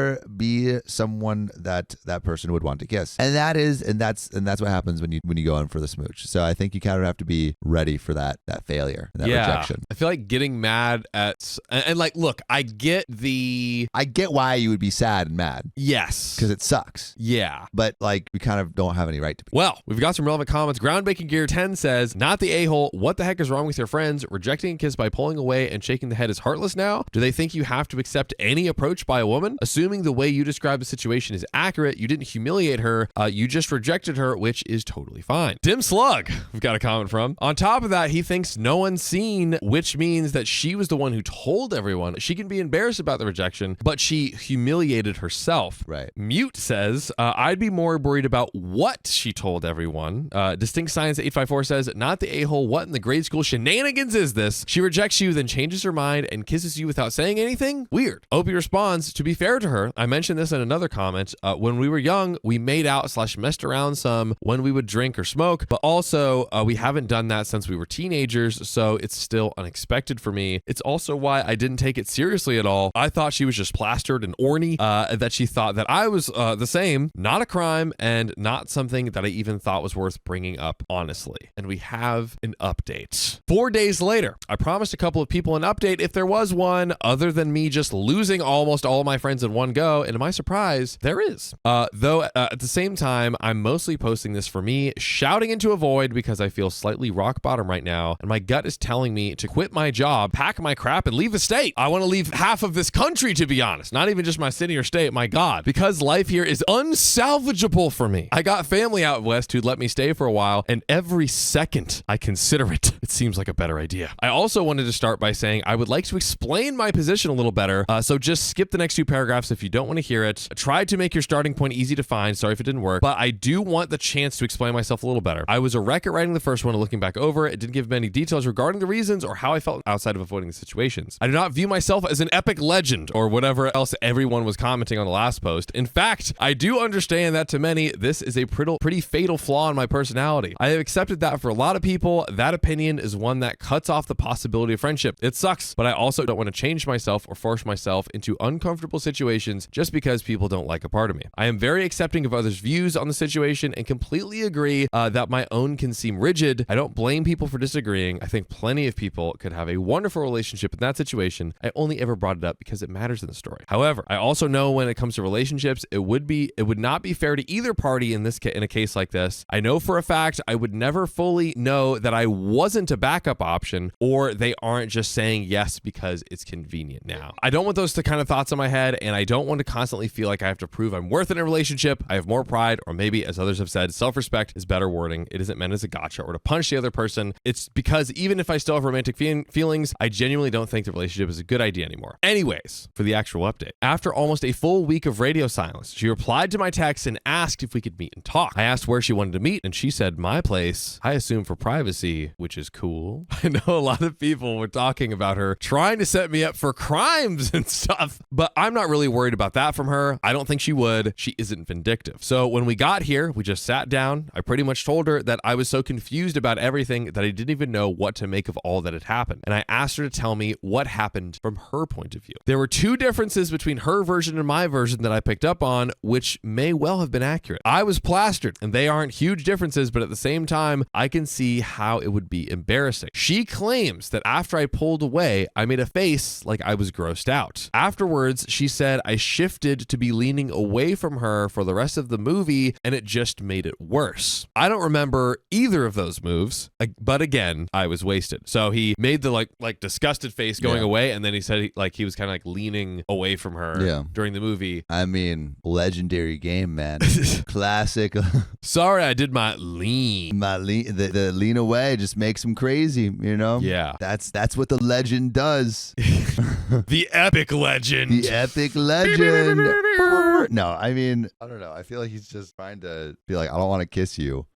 Maybe going out about it a little bit awkwardly, but yeah, it's no crime. There's no like line. It is a gray area because you obviously don't want to just like totally stomp someone into the dirt if you're rejecting them. But like, I don't think he's doing anything that crazy. No, I agree. You know. So Opie says, not gonna deny it. I have a little control over my face when I smoke or drink, and I absolutely could have made a face without realizing it, just out of shock. I apologized for that and assured her I wasn't disgusted, just shocked as heck, and also assuming it was a wasted mistake kind of thing. Heck, we've done all stupid kinds of crap wasted. No big deal. It was only the next morning when I was bum rushed with accusations before I even got a morning pissin' that I was told it was meant to be some kind of hint or whatever.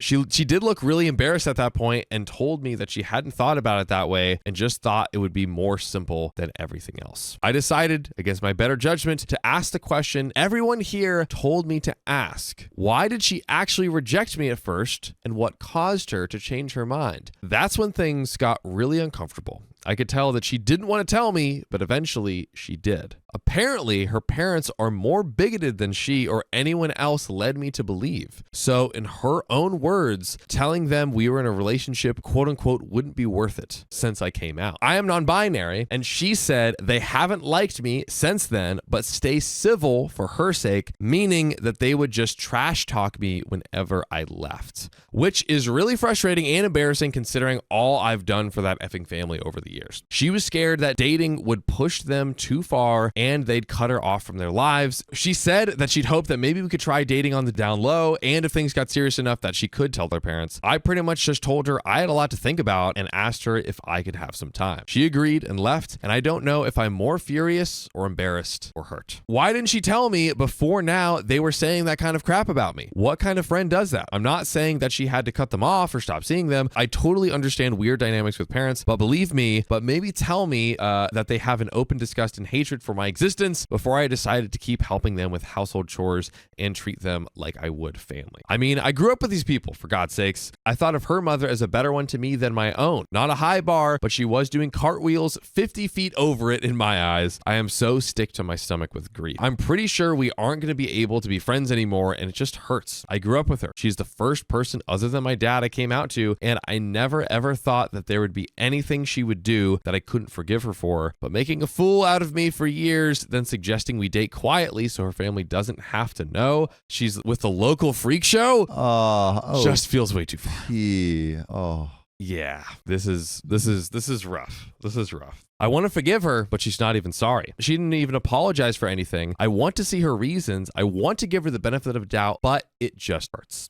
I'm not sure if I wish I hadn't followed the advice or not. Right now, even though I know it's better to know, I am glad at least that I will know to stop wasting time, labor, and money on people who hate me, but to know that they hate me is so painful. Yeah, I mean, it's this just took such a huge right turn. Also, Angela, thank you.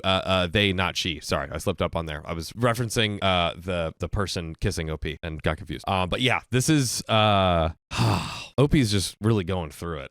Yeah, I mean, I feel this kiss has I feel like the leaner, the person that kissed OP thought that they were being like hurt more, but really just ended up hurting OP like massively. Yeah, because now like with all this information, it's like learning that these parents don't accept OP either, you know. 100%. Whole other mourning process, not just mourning a friend or someone you could have been like romantically interested in. Now it's like I've got parental figures. The parental figure. Oh my goodness. But we do have some relevant comments. For God's sakes, I thought of her mother as a better one to my own. Along with everything else, this must stuck like heck. I'm so sorry for you, OP. If she wasn't even willing to stand up to you with her family, then it was probably the best decision to not be involved with her, and certainly not now. OP says, yeah, a romantic relationship is entirely off the table. I'm trying to wait to speak to my therapist before I do anything rash, but I do not want to be here anymore, and I'm just scared it's going to get worse. I have cried so much over her mom since we spoke. She's the one who helped me with my homework, who took me to the doctor when I was sick and made sure I had enough to eat, and now she just hates me. It feels so unfair. That's heartbreaking. Sirix8472 says, so your friend came over. She explained her embarrassment and interpretation of what happened. She took your view on what happened and how you were ambushed in the morning and how everyone got mad at you. Now that she knows all this, is she going to smooth it out with everyone else and get them to apologize to you? Are you going to be accepted in the friend group again? Are things going to go back to the way they were? I get that her family is bigoted, that you are frustrated how they view you and how she wanted a relationship on the down low. Her family is a new second issue that she's raised. But that's separate from your first issue, losing your entire friend network on top of that. And she's responsible for that. For isolating you and turning everyone against you, she needs to reframe you from pulling away from her kiss as not a rejection, but you not taking advantage of someone who is intoxicated, and confusion as to her actions after rejecting you. Assigning it to a wasted mistake is fair enough, but recognizing that in that moment and acting like a gentleman and not taking advantage of her was the right thing to do. Especially since she didn't verbalize anything, related it to her, just going going for the kiss, which by the way, wasn't a confession. It was just lobbing the gob. A confession uses words. I heavily agree with that. Lobbing the gob. Lobbing the gob. Yeah, we need to communicate with, we need to use our lips for sounds. I think also, like, I think you can do a lean in with maybe like a context of a date, but if there's like context of rejection or something, I feel like you need to say like, hey, I thought about it. Like, I actually really like you. I want to do something. Can we go on a date sometime? Yeah. Yeah. That's with everything we've got going on. Clear the air. Her knowing that her parents hate OP, she wants to keep it on the DL. That's what it You can't has just to go be. in for the kiss with something like that. You know, like Totally not. You know, have a little conversation. Absolutely. OP response. The hateful messages have stopped, but no one has apologized. And I'm keeping them muted for now just in case they get angry again. I don't know. I got the feeling they just want to pretend they didn't say crap and that this isn't happening. Also, that's an assumption. You know what assumptions do. So take that with a grain of salt. Maybe they feel bad and want to reach out. Maybe they're waiting for something. I don't know. I just want to give that the benefit of the doubt because I am not trying to think the worst of everyone right now. And we have update number 2. Oh boy. Wow, we're really diving in deep. We are diving in deep. We're diving in deep. My question is, Yep. do we think OP goes 110% no contact? Is I that just what we're don't see predicting? anything that unless the friend makes some big changes, which I'm not super convinced of. I feel like OP is not being treated with the respect that they deserve. I agree. And like, it would have been a different story if OP shared all of the stuff and then she was like, oh man, you know what? You're right. Like, I totally was not thinking of that. But it seems like she kind of hasn't, she was just like, didn't do that. She didn't at own all. up to her mistakes. No, not at all. She just like played victim. Yeah. But we have update number 2. So 8 months later, it's been a while. I was talking to a new friend yesterday about why I moved and remembered this account. So I figured I'd give you an update. OP moved. You're joking. Oh my God. They were not joking. They were not joking. When they said, I'm going to move halfway across the country, it wasn't a joke. Well, OP says, I didn't confront my ex-friend's mom or dad. I didn't think it was necessary. I believed her. I don't think she was lying. I spoke to my therapist and we went over my reasons to stay and my reasons to go. And the list for leaving was so much longer than staying. It was pretty simple to move. I was renting on a month-to-month lease and I didn't have much that I needed to keep. I regret that now partially. I think I was a little manic when I started my little spring cleaning and threw away some stuff I'd wished I kept. I'm living with my uncle now, who's really cool in a much more populated area. It was a lot easier to find friends out here than it was back home. I did receive few apologies from the friends who were sending nasty texts before I left, and I accepted those, but I was pretty honest about my plans. The ones who really showed their true colors was my ex-best friend. When she found out I was moving, she was pretty furious and kept yelling and calling me names and all of the stuff, which I thought was because she was going to miss me.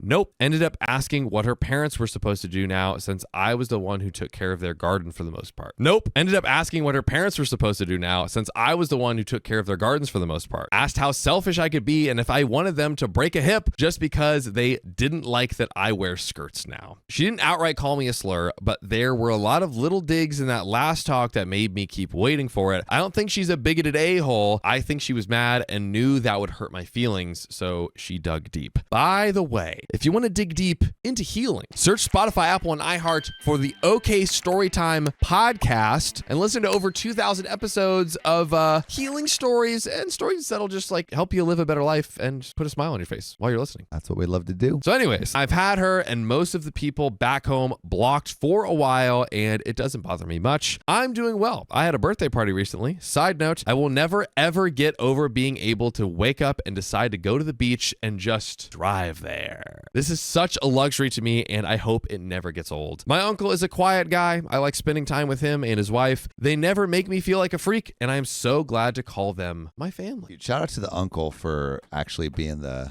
family OP needs. Dude, cool at this point. uncle is a freaking vibe. It's a big win. Cool aunt and uncle. Ugh, Shout out we to love both him. of We them. love him. But we've got some relevant comments to close us out. Not that useful person says, glad to hear things are better now. Ex-friend might not be bigoted, but if she's using your identity to hurt you, she might as well be. You're better off without. Opie says, I agree with the last part. I've been feeling so much lighter since I moved. Of course, it's still new, but I love it here. I think the initial problem was trying to start a relationship with a friend in the first place. I would almost compare it to don't crap where you eat for me. I know that's work, not friends, but but it feels correct since it imploded my life in a similar way. But you live, you learn. And Riker Omega 3 says, wow, did you ever dodge a bullet with that family? Seriously, don't spend any time mourning that friendship or losing those people. They're all kinds of terrible. Also, didn't feel like you were in the wrong for having a if you don't want me now, you don't get me later kind of attitude. How you handle things is exactly how a rational person would. You asked her out, she said no, so you moved on. I am the exact same way if that helps.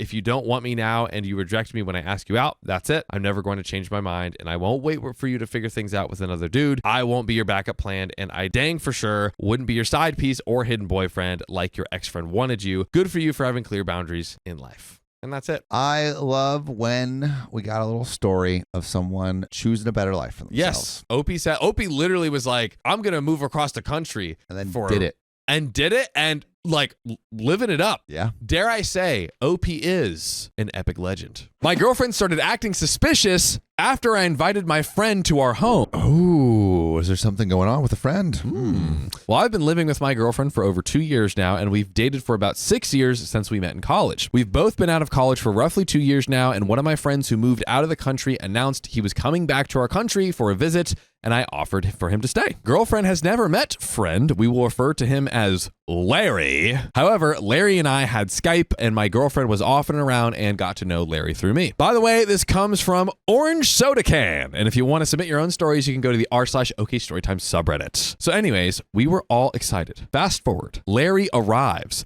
Everything is well, but about 2 to 3 weeks into his stay, I become increasingly uncomfortable with the way Larry and my girlfriend would act together. Now, I vented my feelings to my girlfriend, who assured me that nothing was going on and I didn't say anything to Larry. Eventually, Larry's little nuances got to me. We'd have little feuds over nothing, and I asked Larry to move out and find somewhere else to stay. Cue to some bitterness between Larry and I. Now, Larry left last weekend. He's gone. A few days back, I noticed that my girlfriend's Facebook had some messages from Larry, and when I asked my girlfriend about it, she quickly closed the window and told me it's nothing. No. It's nothing. Larry's swooping. Don't worry. It's all good. Oh. It was just Larry trying to get an idea as to why I am bitter with him. In my mind, I felt he was exceeding his boundaries up as my friend, so I decided to cut him out. Girlfriend would scold me and call me a miserable person. We even had a little fight about it when I told my girlfriend that I didn't want Larry to stay over the night before his flight. Girlfriend eventually apologized, but I was still disappointed that she didn't have my back or understand my feelings. Anyways, I should go back to the Facebook messages. Today, I was shutting down our PCs after my girlfriend had gone to bed, and my curiosity got the worst of me. I know this is bad. And I opened up her Facebook from there. Oh, God. She was already logged in, and I noticed a message from Larry, and it was unread. I opened it and went through their conversation history, and this is where I wanted to throw up. Basically, they met up at least once behind my back when I was on a business trip and wanted to coordinate another visit, but my girlfriend didn't feel it would work out. So Larry replies back that he needs to hold her again and misses her very much, calling her things like sweetie. I was livid. Ooh. Words cannot describe how I felt reading that out. The combination of anger, despair, sadness, betrayal, and pure rage was too much for me to take. Girlfriend had also sent a photo of a campfire from this weekend when we were together, and she took and sent Larry that saying, I miss you. I confronted the girlfriend and had to wake her up at 1 a.m. and ask her. At first, she was sleepy and denied it all, but when I told her I'd read her convo history and that I was sorry for violating her privacy, but had to know why she was keeping this from me, things became clear in her mind that I was very hurt by all of this. I explained my feelings. I was hurt, betrayed. I housed this guy and showed him a good time for a month, and even after all of this, you told me I was the crazy one. Now my worst suspicions are true. My friend Larry is obviously cut from my life. Can't have toxic people like that around, but my girlfriend is another problem. I'm seriously head over heels in love with her and don't want to lose her. On the other hand, my heart is torn and I have too much self-respect to continue dating her. She completely thrashed my trust into the ground, and what's worse is humiliated me by going after one of my friends that I let stay with me. I feel like I've effed myself in a lot of ways and that I should have seen this coming, but I was naive. Anyways, we both have work tomorrow, but I'm seriously at a loss for words. Girlfriend and I have only spoken a bit. I mean, it is late at night. It's around 4:15 a.m. while I'm typing this.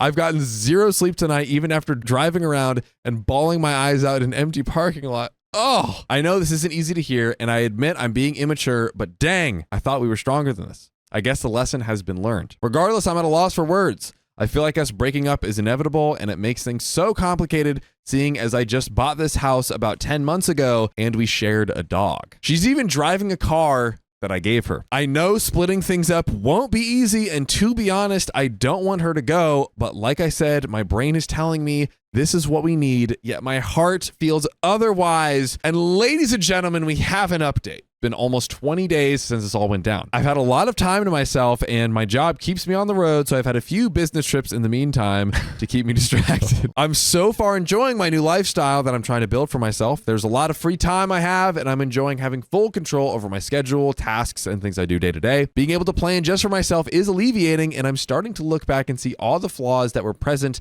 in my past relationship that I now really see as red flags. Overall, I was pretty unhappy when I was with my ex. I'm recognizing that now. I bared with the unhappiness and kept going because I felt this is what normal guys do in long-term relationships, the sunken cost theory. Also, I thought she was loyal. So case in point, I didn't see any point to break things up. So from that point of view, I recognize I have some personal faults that I need to fix in order to consider myself healthy again. I met someone when I was on one of those trips, and we had spicy sleep in my hotel room. It was one of the worst spicy related experiences I've ever had. Oof. It was way too early after the breakup, and in my mind, I was just thinking I'd be horny and F someone else and give myself a break. The second we started to have spicy sleep, I felt myself get a hit with a tidal wave of emotion. I immediately thought of my ex, since she was the only person that I'd had spicy sleep with before. The actions, the thrusting, etc., were so enamored in my head from being with her. Looking down and realizing I wasn't with her made me sick and very upset. God. I couldn't finish. I ended up rolling over and trying to hold back my tears. Thankfully, she was understanding when I told her I just got out of a relationship, and she decided to leave without any commotion. She was even nice enough to tell me she knows how it feels and that it will get better with time. Definitely not going to call her again.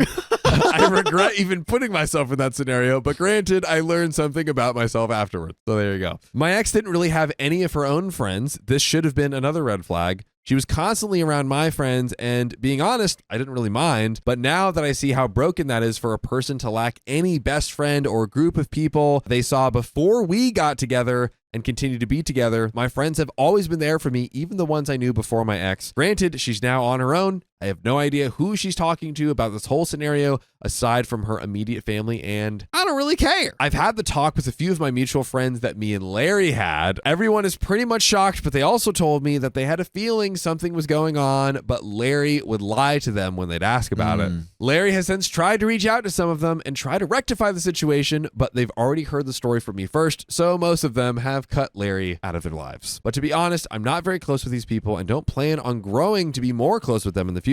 Larry was only the crux of our relationship, so if they do continue and associate with them, I would definitely not be happy and wouldn't mind cutting off contact with them as well. This actually became an issue with one of our mutual friends. We'll call him John. John's a good guy.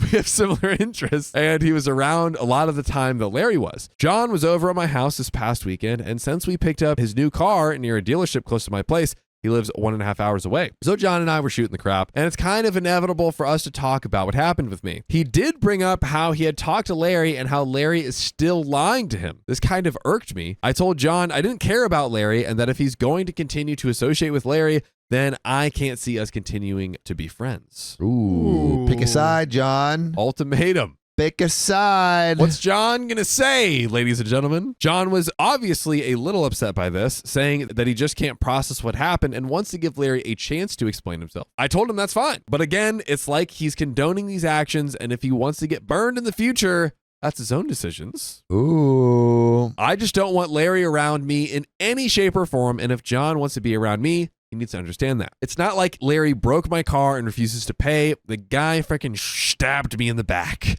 And I can't ever forget that. Even if in time I find it in myself to forgive Larry, which right now I can't. Larry is done to me. We only talked briefly after I punted my ex out, and it was mostly us cursing at one another. Very childish. Like I said, I knew I wouldn't get any closure out of talking to the guy and hearing him try to explain himself. Larry and my ex are both very broken people. They blame others for their own unhappiness and feel it's justified when their behaviors cause others to become upset. Now, as for me, well, my head is an effing tornado around 12 hours of every day. I've been smoking the devil's lettuce to keep my cool and enjoying video games, but there's a lot of time when I avoid it altogether because I know I feel depressed, and smoking the devil's lettuce will only drive me to be more sad since I dwell on my feelings in the past. So I've heard stories from others saying how they are happy to hear that this happened to me. Well, they've had the same thing happen, except after 30 years of marriage and 3 kids, so they feel like they were not only robbed of some of the best years of their life, but now they also have a financial obligation towards the person who manipulated and hurt them the most. I don't feel better hearing about how worse it could have been, but I'm happy we never had any kids or decided to marry. I definitely would have been dealing with another sideshow of a scenario. Here's another punter. My ex's sister, only 2 years older than her, did the exact same thing at the start of this year to her own husband, literally 3 days after we got back from their destination wedding. At the wedding is so crazy, and decided this was the guy for her, effed him, still went through with the wedding. I don't know the full story, and at the time, we just moved into our new home, so I invited her to stay with us until she got back on her feet. When she started seeing this new guy, I was really uneasy about it. This was also complicated because she was living here and didn't seem to have any plans to move out. I had to coach her sister on how to get a loan for a down payment, talk to landlords, etc., etc. Very immature family. This should have been another huge red flag, but I ignored it and had to deal with the consequences of it. I'm actually reconnected with her ex-husband named Tim. Tim and I were friends throughout our relationships with these sisters, and I was sad to see Tim go the way he did, but I was on the sister side by association. Even if I felt things weren't right, there was nothing I could have done about it. In retrospect, I should have punted out both of those crazy witches and told them to go get a life. More about me. I'm hitting the gym, having more one-on-one time with my dog, bro, and overall just trying to take it easy. This is such a huge change in my lifestyle that it's not something I can adjust to quickly. And even though my work schedule has to be flying somewhere new every week, it's really tough still managing everything and ensuring I'm not stressing myself out with my own expectations. I'm still used to having my ex-girlfriend's voice in my head telling me to rush home and be with her. I've been having a lot of dreams where I see her and Larry together. They're both tormenting me.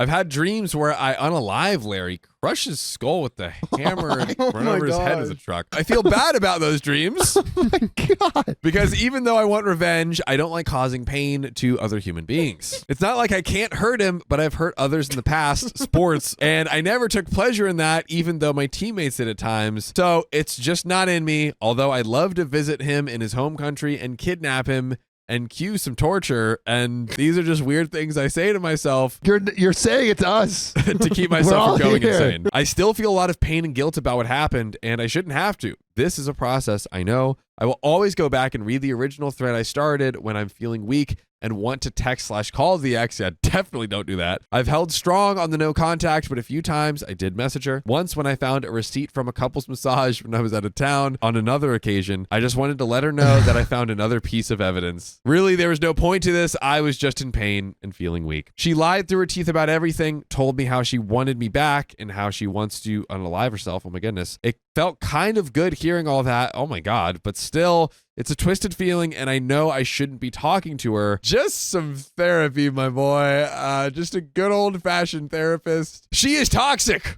She lies and has no problems deceiving me. I just feel like such a fool for spending so many years with her, and to top it off, the amount of humiliation I feel when I imagine her with Larry is just beyond this world. I used to have a lot of self-confidence, but now I feel like a literal piece of crap. I feel used, worthless, ready to be discarded, almost as if I deserve for this to happen sometimes. Other times, I will rebound from this and try to build myself up.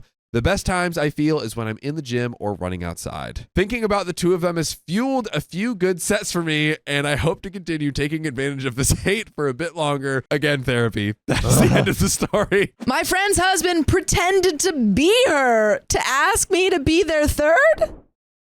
Oh, I don't understand what's going on, but I don't think I like it. This is an r/OK Storytime subreddit submission, so this is one of y'all. Okay, wow. Wowie. This is a doozy. I am a 27-year-old female, and this friend is also 27 and female. So my friend at the time, let's call her Jessica, started seeing this guy toward the end of 2020. No one in our friend group liked him. She knew this. After about a year of them seeing each other, they got engaged. This guy pretty much only is with her for spicy time. Don't like that. By the way, this comes from Witchy Woman 1998. And if you want to submit your own stories, go to the r/OKStorytime subreddit. Boom. So, one of our mutual friends came to me and said how Jessica's man asked her for a double sloppy toppy repeatedly, even though she said no. For reading this story. Yeah, I always get these stories. Because she was in a relationship. He Yep. tried bribing her with Victoria's Secret. I'll talk about that later. When she yelled at him saying no, he said it was just a joke. A few days after she told me about this, I get a text from Jessica's number asking if I would do a double sloppy toppy or just spicy time in general with her and her man. I immediately responded saying no, and you should know better than ask me. I'm not into that type of spicy time and would never consider it with a friend ever. The next day, I get a FaceTime from her, and I mentioned that I'm super irritated that she sent that text. She swore she didn't know what I was talking about, but the look on her face went red with embarrassment. And she said her fiance sent it without her knowing. Uh-oh. After this, I had run into them both, and he tried asking me again and tried telling me he'd spoil me with Victoria's Secret. Seems to be his go-to. I flat out said no. I told her that I didn't believe she didn't know, that I don't support them getting married, and wouldn't attend the wedding due to now being uncomfortable around her fiance. Valid. So valid. She didn't believe me and kept asking me to be her wedding photographer. Two peas in a pod. Two peas in a pod. They just keep asking you to do things for them. And telling me where she was going to seat me if I didn't want to do pictures. When it came to her actual wedding, 2023, no one in our friend group showed up. In fact, only one of her friends, not in our mutual group, showed up because we all didn't like him. Since then, we all distanced ourselves from her and even told her why. She would then message us, irritated. We never wanted to hang out with her. Never messaged her first, and would say we're all a-holes for not going to her wedding, saying we didn't support the marriage. I would be civil with her, told her I was too busy with things to hang out every time she did this, and also reminded her I didn't want to be around her husband. Seems how he can't seem to be away from her for more than a half hour without telling her to get home. She went off on me a few months ago, saying how I was the biggest a-hole for not showing up to her wedding. Since I had known her the longest in our friend group. Instead of responding, I blocked her number and all of her socials. 2 days later, someone still on her Facebook sent me a screenshot. Oh, she had posted to Facebook saying she was happy she was no longer my friend because I never cared about her, even though she was always welcome at my parents' when she was fighting with her parents and brother or was in a fight with her fiance. But Anyway. there's a short, unexpected update a few days later. She tried getting a hold of me on my business Instagram account, as well as her husband trying to talk. I told her to stop getting a hold of me. Didn't respond to her creep, harmful husband. Then blocked her on my business accounts, on all social media, because apparently it wasn't obvious I was completely done with her when I blocked her a few months ago, not even responding to her 5-paragraph text of all the reasons as to why I'm an a-hole. Comments. Comment 1. You made the right call. As for your friend, she's heading towards one of those open marriages, which is, I don't know if she's heading towards it. I think she's in. I think she's already in it. Yeah. Where he pushes for it, but it's really just an excuse for him to cheat. He's already cheating. He's already cheating. He's propositioning women. They're just not accepting. He's trying to cheat. He's just failing at it because no one likes him. He's just weird and creepy. Eventually, she'll be on Reddit sharing how her husband drove her away from all her friends by being creepy and using the open marriage to sleep around. She'll become a hollow version of herself, not realizing why she can't seem to maintain any lasting friendships with other women. Until then, stay away from her and her husband as long as you can, including no contact. This guy will only cause more trouble down the line. Opie says in her last text of her telling me how I was an a-hole, she tried telling me she didn't understand why everyone uses her husband as an excuse, because he's only for her. Yet he has asked more than just me and the other friend I mentioned in the story for this. He actually got hit in the face by the one friend that showed up at the wedding for asking her while she was pregnant. Comment 2, I'm sure once she catches him in bed with one or two of her new friends, she'll reach back out to you and ask for support. He sounds like a total creep, and I don't blame you for keeping your distance. Yep. OP says, I probably won't try to be friends with her again if she finds a way to contact me. If/when that happens, this is just the tip of the iceberg with drama when it comes to this friend. She's cheated on past boyfriends, stolen friends' boyfriends, stolen things from multiple friends, owed me and another friend money, is always job hopping, yet complains when she struggles to find a job, and she constantly threatens to throw hands and throw stuff at people who disagree with her. Oh my gosh. Okay. She So sounds delightful. there's quite a few reasons to Yeah. They leave need this to friendship. go to University of How to Become a Better Person 101. Yeah, it doesn't seem like he's the only problem in this relationship. Not at all. She also tries to copy things her friends want to do. I sat there and mentioned going into real estate, possibly as a career, and she started taking courses less than a week later. Then got mad when I was honest with her and told her she'd be a horrid realtor because she can't control her mouth or her fists. Comment 3, I would definitely end that friendship. Opie says it's been ended for a bit now. Not planning on rekindling it ever. Update.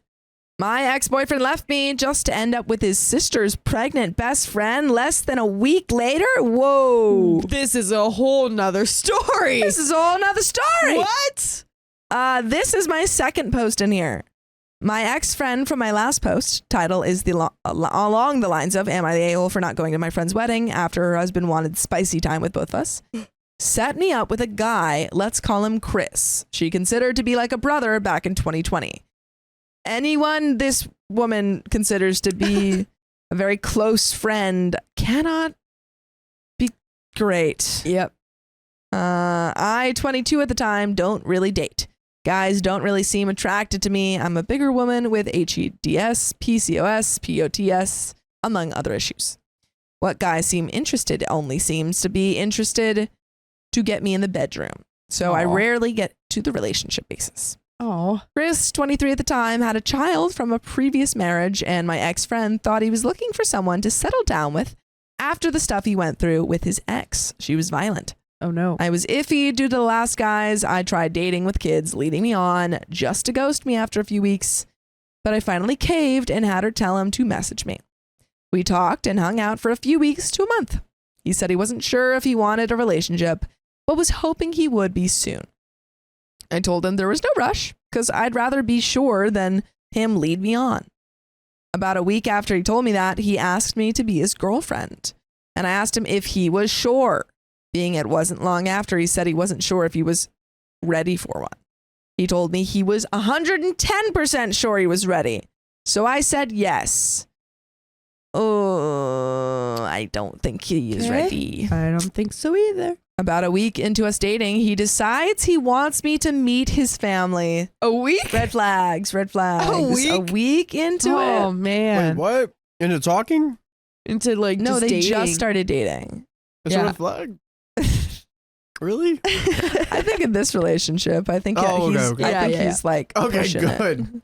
Which I figured was going to happen quick, being they all lived across the street from my friend. Okay. And I was going over there quite often. That makes a little bit of sense. All of his family seemed to love me, except for his sister Lola. That weekend, I met his family. His sister showed up with her baby daddy and her pregnant best friend. This was Chris's first time meeting Lola's best friend, Grace. As I was talking to Lola before they left, I noticed for some reason when Grace said bye, she hugged onto Chris for an awkwardly long time. Ooh. I mean, Chris looked sort of uncomfortable with how long it was, so I wasn't concerned, especially being Chris hadn't given me any reason to really not trust him. A couple days later, my ex-friend tells me Grace thought I hated her because of the hug. So I went and found her social media and messaged her to let her know I didn't hate her, as I had no reason to not trust Chris. For some reason, Chris at this point had gone radio silent on me. We went from texting and video chatting very often to him leaving me on red or giving me 1 to 2 word responses, other than him telling me he was going through something mentally and thought he needed some space. I thought it was a bit weird, but said I understood and left him be for about a week. After a week, he just continued to leave me on red. His family would ask me if we were still together. I would just say, at this point, I don't know. Go ask him yourself because he doesn't know how to respond to me. Dude. Truly, like, why are they asking you? Yeah. About a month after he asked me to be his girlfriend, 2 months since we started talking, he comes over to my ex-friend's house in a t-shirt I gifted him with his kid I haven't met before. Oh, wow. Mind you, he's still leaving me on red other than a couple one-word responses. What? 3 to 4 days after that, I get a message from Grace asking if Chris and I are still together. Opie's like, I don't know. Ask him. Yeah. I told her to ask him because he's not responding to me. She responded to that with, you should ask him again. So, of course, being that is a weird message to see from a female, I asked Chris. Lo and behold, he does not respond. Shocker. Shocking. Wow. Chris not responding. It's so out of the norm. What? A couple days later, I'm sick of it and message Chris and go, we need to talk because are we even together? He responds with, I'm sorry, but I forced myself to be in a relationship with you when I wasn't ready for one. Again, I'm sorry. I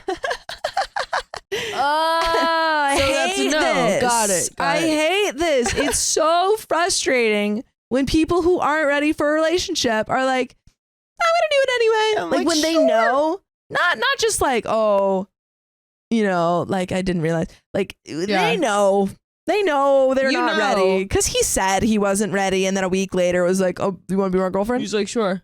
When you're not ready, don't ready, force man. yourself to be in a relationship Yeah. with someone. It's not Because fair to the other person. It's so not fair. It's Yeah. so not fair. You are being selfish. yes. 2 days later, he blocks me on everything. About 2 days after that, I see on Grace's Facebook that her and Chris are in a relationship. Oh, look at that. So all the time when Grace is like, you should ask him if you're in a relationship. Yeah. You should ask him if you're still in a relationship. Yeah. How It's long like, have they oh, been I'm not together? ready for a relationship with you. Yeah. That's what it is. It's the ... man. My first thought was they knew each other longer than they mentioned, and she was pregnant with What? Chris's baby. Okay. But my ex-friend and Chris's other sister confirmed that she was pregnant with another man's baby Okay. who wanted nothing to do with Grace or the baby. My Word. ex-friend threw a fit to both of them because she knew I had started to fall for Chris pretty hard when he had me meet his family and when you were actively dating him. Yeah. I tend to fall for someone pretty hard and sometimes a bit fast. The fit my ex-friend threw had Chris's sister Lola messaging me mad that I was upset that Chris was already with another woman not even a week after he told me he wasn't actually ready for a relationship. A couple months go by and I'm finally mostly over him, only to find out they're engaged. Which only bugged me a tiny bit. It had been months, but there was still a bit of a sting knowing they were working out the way I was hoping. About 8 to 10 months after that, my ex-friend asks me to go look at Grace's page because it was interesting. Her and Chris got married the day after what would have been his and I's 1-year anniversary. What? My ex-friend told me she overheard Grace wanting to do it on the day, but there was no time slots at the courthouse to do it. So strange. The only good thing that came out of this relationship and the friendship with my ex-friend is I had gotten my wonderful dog who absolutely loves Dakota and Riley reading. Oh my gosh. We love to hear it. Look at that. Let's go. Wow. From my ex's younger sister, not Lola, who is best friends with my ex-friend. I also learned don't trust most guys named Chris. Because if Chris crossed applesauce, what would he do to you? Whoa. Bars. Dude. My boredom got the best of me, and I went to see if my ex's wife, the woman he left me for, still had me blocked on Facebook. Love it. Mainly because I saw she viewed my TikTok profile and liked a few of my videos from 5 years ago, right after he broke up with me. She had blocked me on Facebook when I reacted to her and Chris making things Facebook official. By the way, you can make things official with us if you listen to full episodes of stories just like this. Just go to Spotify, Apple Podcasts, and iHeartRadio and search Poke Storytime. Well, she unblocked me. I immediately noticed her profile picture isn't of her and my ex or her and the kids like normal. But I quickly realized who is in the picture with her. It's my ex's brother. What? So naturally, I got more curious. Oh my gosh. I looked up my ex's second Facebook, the one I wasn't blocked on, to see what's on his page. His profile picture is with the same brother's baby mama. So they just wife swapped? Chris, my ex, has one biological kid with the woman he married after breaking up with me, and his brother has one biological kid with the woman my ex is now with. So my ex and his brother have become uncle daddies, apparently. Let's go. Uncle Dad's mentioned. Crazy. Uncle Daddy's mentioned. I'm sorry, that the concept of this is so funny to me because it seems like they God. literally went, I like her better. Yeah. And they were like, well, yeah, I like her better. Like, okay. Well, let's swap. Sure. And the girls were like, yeah? Made me Call even back. more glad I'm not with Chris anymore, and totally made me laugh because what kind of Jerry Springer BS is going on with that family? Common One says, wow, that is some Jerry Springer material. You dodged a bullet with Chris. Trust me, he is not the one. I'm sorry that happened to you. And OP says, thank you. It hurt at the time, even though we weren't together long, but the situation is sort of laughable the more information I end up finding out. My friend told me to shut my kid up. I'm distancing myself from her. How about you shut up? That's right. I, 35 female, and my husband, 36 male, have a 5-year-old daughter. Recently, she found our wedding album and has been absolutely obsessed with weddings and everything to do with them. She's been asking us a bunch of questions. For example, why we got married. We've just been answering that we love each other a lot and thought it was right for us. By the way, this comes from My Kid is a Chatterbox 05. And if you want to submit your own stories, go to r/OKStorytime subreddit. Recently, a friend of ours invited us to their 6-year wedding anniversary party. The friend who was hosting the party and I are a part of a pretty large female friendship group that started in our law school days. All of us are either married with children, engaged, or in a relationship of some sorts. Oh, this would be perfect for the kid to join. Because the kid's like Cute. all yeah. about weddings right now. It's cute. Aw. Mandy, 35 female, is a part of this friendship group and is in a relationship with Baz, 38 male. Mandy and Baz have been together for almost 8 years now. For the past 5, Mandy has been expressing to us that she really wants to get married, but Baz is very avoidant about it. To the point, when she's brought it up, he just says, it's just a piece of paper. And I don't need the government's approval to love you. Don't you want to make it official? Despite us gently suggesting that he might be unserious about her and that if they have different views on marriage, they shouldn't be together. She insists that they are meant to be and that he'll come to his senses soon. At the party, all of us couples and kids were invited. My daughter was over the moon about all the wedding stuff. Mandy eventually strikes up a conversation with my daughter about school and such. My kid notices Baz and Mandy together and asks if they're married, why they aren't married, and when they'll get married, in a very awkward, when will you wear wigs type manner. Then will you wear wigs? I was nearby and overheard the conversation, and immediately tried to change the subject. I apologized as I knew it was a touchy subject for Mandy. I made her apologize to Mandy for being nosy, but when she kind of snaps back at my daughter saying, well, we aren't married because I truly love him, and I'm not a gold digger, LOL. Some context, my husband is a very successful architect, and his family comes from some wealth. My family is the opposite. With me being the first-generation law student, I had opened up to Mandy in the past that I was worried to meet my husband's family in case they thought I was just with him for his money. Got nervous about what people thought once they knew I didn't originally come from wealth. I love my husband, have a great relationship with his family, and I'm very successful as in my field as well. Yeah, she made her own. Going to law is not that easy, guys. You got here. But I knew the comment was directed at me. She is the breadwinner in a relationship and has made snarky comments to me before about the size of my ring and how big it looks. Too big and too greedy. And how she'll opt for a different style when she and Baz get married. She even implied that my husband is unattractive and made a comment that I only got pregnant early into the marriage because I wanted to seal that generational wealth down with the baby when I announced my pregnancy. Each time I kind of laughed it off and moved on, except for the last comment, which I shut down hard and kind of scared her out of saying anything else until this party. Everyone else there overheard the conversation and knew the context of the comment, and the room just kind of went silent and awkward. It was the end of the party, so we kind of just left and said goodbye to the host. This was about 2 days ago. Today, she sent me a message saying people were texting her that what she said wasn't cool and that she should apologize. She gave a half-hearted but apology and said that she probably wouldn't have said anything if I had just shut my kid up earlier. And this is basically your fault. It's my fault. Shouldn't have had a kid that was interested in weddings. She's just jealous of your entire lifestyle and the fact that it's a little kid. Dude, yeah. It's a little kid. You get a little kid getting under your skin. You're pathetic. To that, I responded to not ever crap talk about my kid and that I wanted space from her and that this is the straw that broke the camel's back.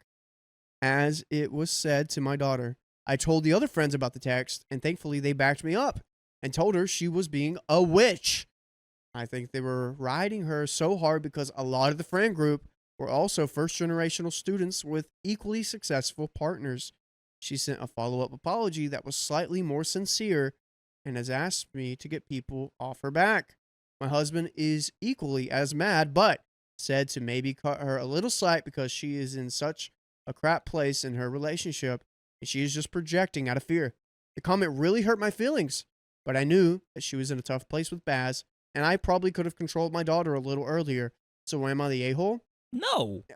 You're asking the question, should I have controlled my daughter not to ask if a couple were married and why they weren't married and being curious about a couple not being married? It's literally like a 5-year-old. What's wrong with that? Yeah. The fact that triggered you to get upset at a little kid, like, why aren't you married?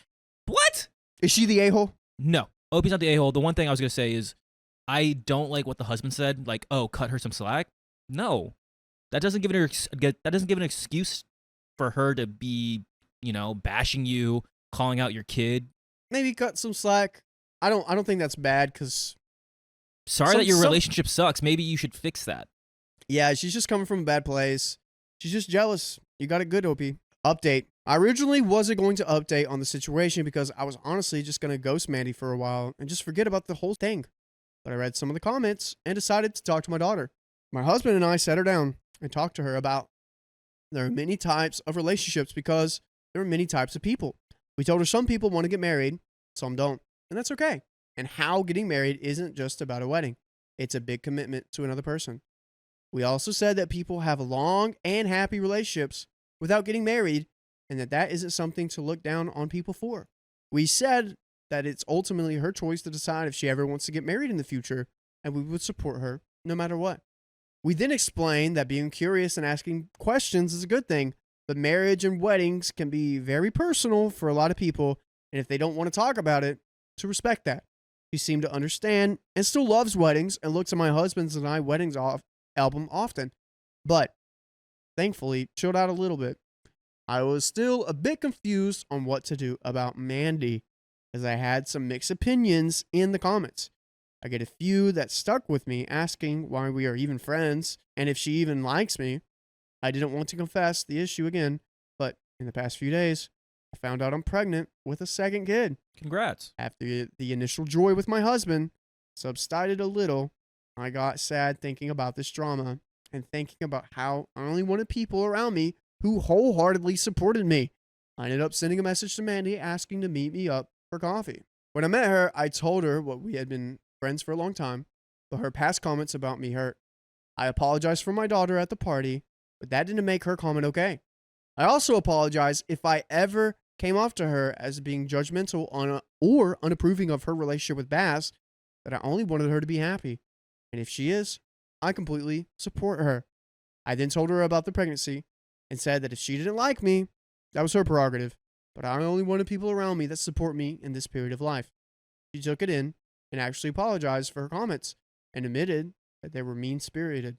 She felt that because of her family, she's always had the pressure to live up to a traditional family life, even though she didn't want to and was happy the way things were with Baz. I was happy we reached some sort of understanding. Things took a turn for the worst. Buckle that seatbelt because we're turning. She confessed that she purposely started saying mean comments to prevent me from falling into the stay-at-home mom trap. I was confused, and she clarified that 2 other women in the group I've done the same after having children, and she predicted that I would go down the same route. So, to protect me after I got engaged, she started indirectly shaming me in hopes I wouldn't quit my job to take care of my kids. I have never once said I wanted to be a stay-at-home mother, by the way. I told her that was effing crazy and that I never once said I wanted to stop working because I love my job. She said that was a good thing, but she thought I would do it because of how often I talk about my daughter and how in her eyes I crave the validation of my husband too much. Okay, she is just like too in this relationship. I'm just helping you. Just making sure you don't, become a stay-at-home mom and like become like a loving mother. Yeah, because stay-at-home mothers, worst thing ever. Yeah, like that's gross. Can't do that. No wonder, like, you guys have such a happy relationship and I'm not married. But, like, here's the thing I was taught. If you have nothing nice to say, don't say it. I said she was being mean and that I've treasured her friendship for a long time. But I need to think as if it was worth saving. I'm now in my car typing this, head spinning. I don't want her to be my friend anymore, but I'm scared that other people might shame me into it because of the baby coming. What do? Update 2, get ready with me.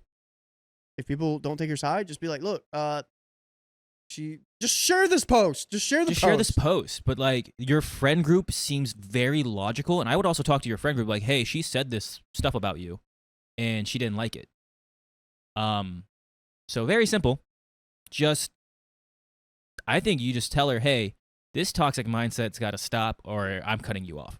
Exactly. This mindset of you telling people how to live their lives and how to have their relationships. You're crazy. Update 2. Hello, everyone. This is the last time I'm going to update on the situation because I've decided the stress isn't worth it. These last few days, I've been making the calls and visits to my close friends and family to announce the pregnancy. So pretty much everyone in my circle knows now. People have just been wanting to talk about the baby, so no one has asked me about all the Mandy stuff, thankfully. I met up with one of my closest friends in the group recently. I told her what happened the last time I saw Mandy. She was just gobsmacked, as was I. I told her I'm going to be taking some space from Mandy and this whole drama to focus on the pregnancy. Even though I didn't really want to hear about it, my friend gave some new info on Mandy and Baz. Apparently, they are going through it right now and are close to breaking up. It's gotten bad enough that Baz has temporarily moved back in with his mom. According to my friend, Mandy decided to have a serious talk with Baz about marriage. She told him that she was okay with never getting married. And by the way, we're never okay with you not marrying us. All you got to do is these 3 steps. 1, go to your favorite podcast platform, Apple, Spotify, or iHeartRadio. 2, what do they search up? Okay, story time. 3, press play. Boom. You married us. And we will be with you for at least 60 days straight. Just about. Yeah, we got a little bit more here. Thoughts? It's been obvious she's projecting and she is just jealous of, oh my God, everyone has a happy relationship, but me. Everyone's getting married, having kids, but me. Baz then kind of freaked out and accused her of cheating because he thinks her not wanting to get married anymore means there has to be someone else or she has lost interest, which is dumb. He apparently won't listen to reason, so they're taking some time apart. I feel sad for her, but this is not my focus anymore, and I hope Mandy just ends up happy. I'm thriving with my family, focusing on getting through these early pregnancy days and spending time with the people who support me. Dang, that really took a turn. Yeah, but this is, when you get older, when you have a family, your own life, you got to do what's best and just focus on your own happiness, your family's happiness. Yeah. Don't have I really didn't like those comments where she's like, oh, I have a second baby, now I'm going to get people talking behind my back. It was just Mandy. Yeah. I feel like if you have the right friends and the right support group, they're only going to be happy for you. Oh yeah. That's it. They're not gonna be like, oh my gosh, you shouldn't be a stay-at-home mom. That's the worst thing you could ever do to yourself. Like, oh my gosh, I think you're a gold digger. That's gonna suck. Like, you must suck. Dude, like what? That's wild. That is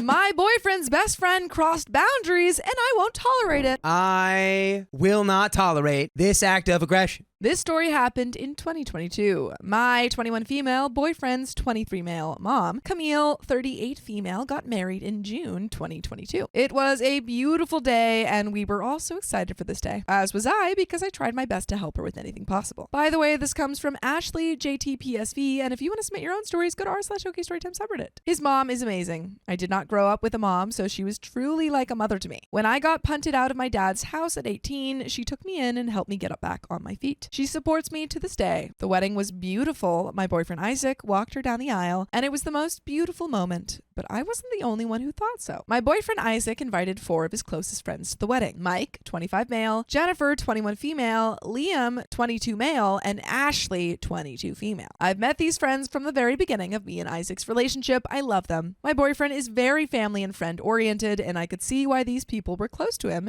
because they're amazing friends. When the reception was over, we all went into the venue and waited to be seated. I walked over to my boyfriend's friends and started talking with them. Ashley immediately said, "Wow, Isaac looks so good in a suit. I've never seen him in one before." I just agreed because, yeah, he looked dang good. By the way, I've never been a jealous partner. I've never had it in me. I was always okay with him having girl best friends, as I always had guy best friends as well, so I didn't really react when she said this. As we all sat down, Ashley told my boyfriend Isaac to sit next to her so he could sit across from me instead of next to me. I thought this was a bit odd, but Jennifer was already sitting next to me, so it was fine. We all started eating and talking, and Ashley kept wanting to take selfies with my boyfriend Isaac for memories. She's always recorded everything. She has a small YouTube channel, so again, I didn't truly see anything wrong with this, except for the fact that she wasn't really recording anyone else. For the wedding, I was on cake duties. I had made a 4-layer faux cake for his mom and ordered the actual sheet cake for her. When we finished eating, they let me know to go to the kitchen and put a slice of the real cake in the space empty for the real one, so his mom and stepdad could cut the cake for pictures. I left the table, and as I was finishing, I heard his mom, the bride, yelling in the distance. I ran out immediately. Apparently, while I walked away, a random woman who looked to be about mid-30s walked into the wedding, pretending to be a guest, saying she came with the DJ. When the DJ was asked, he said he had never seen this woman in his life. The random woman started recording the wedding, saying racial slurs to his mom. My boyfriend's mom is from Philly, so if you knew her, you know she does not play. Why did this woman just show up to a wedding and say racial slurs? Why did she roll in and start slurring? That's so strange. Why? She then started yelling at her to get out, snatched the random woman's phone out of her hand, and was pulling her out of the venue. My boyfriend was following along behind her and so were his friends, but Ashley was holding onto his arm tight. Everyone was outside, and my boyfriend and his friends went to talk to the security guard and told him what happened because the random woman had apparently sat in my seat with them while I was gone. The woman left in handcuffs and everything was fine for now. Later on, after everything, the party began. We all started dancing and drinking. It was a fun time. Then one of my boyfriend's mom's bridesmaids and best friends, Patricia, 37 female, pulled me aside and wanted to talk to me. She asked me who Ashley was and why she was so close to my boyfriend. I explained how she was one of his closest friends and how that's just how she is. She then told me, "Girl, you're way better than me. She looks like she's trying to make it seem like she's his girlfriend, not you." I was a bit confused. I had never seen it that way and assured her that would never happen. My boyfriend had been introducing me to his family all night since a lot were coming in from out of town, and it was my first time meeting a lot of them. So there's no way anyone else would think that. Then I remembered earlier when we were outside, one of my boyfriend's uncles was standing behind me and was asking another man there if the girl holding Isaac's arm was his girlfriend. That was when I turned around, introduced myself, and told him no, that I was his girlfriend. I didn't say anything to my boyfriend's mom's bridesmaid at that moment. I just laughed it off and went on with the night. Probably not even an hour later, another one of my boyfriend's family members pulled me aside near the bathroom and asked me if Ashley liked Isaac. Is he just from a whole family of potsters? There's a lot of people starting this pot. These are some people who don't know how to be delicate. Why are we making trouble on OP's Stop it. OP's boyfriend's mom's wedding? Stop being troublesome at Trouble. the wedding. You're so troubling. I was like, what? No, not that I'm aware of. Why? She tells me, well, it really looks like that. And from what I've heard, I'm not the only one that thinks this. Uh-oh. Y'all just gossiping at the wedding. Why are we trying to, like, you know, I mean, maybe it's coming from a good place of like, hey, wake up. She's trying to steal your man. Wake up. That's when my face turned red. I was so embarrassed and everything hit me all at once. She has always acted like this, and it made me realize that my non-jealous ways let a lot slip throughout our relationship. I decided in that moment to pull my boyfriend to the side to have a talk. As I was talking to him, I could tell he was already a bit upset, but trying to be in a good mood for his mom, because we had found out that morning his great-grandmother, his mom's grandma, had passed away after a long time of being sick. Oh no. I knew this as well, but was keeping it quiet so his mom wouldn't find out. When I was talking to my boyfriend, I was telling him what his family was telling me and that I was feeling a little embarrassed. I explained how that's one thing I hate to be, especially in front of a bunch of family of his I'm meeting for the first time. He was telling me that what they're saying is crazy and that I know how she is already, assuring me that they're friends and that nothing would ever happen with her, especially if he's with me. I then explained how I know all of this and I've never felt any jealousy towards her because I know they're good friends and that's always been fine. But I just wanted him to have more boundaries with her. And even though I know there's nothing between them, it's just the way it looks. It makes us look bad. It's a matter of principle at that point, I believe. A switch flipped in him, and he started getting upset, saying he didn't really have time for this. He was just trying to have a good time. At this point, I started tearing up because daddy issues, lol. But I just excused myself and went to the bathroom. As I was in there cleaning myself up, Ashley and Jennifer followed me, and they were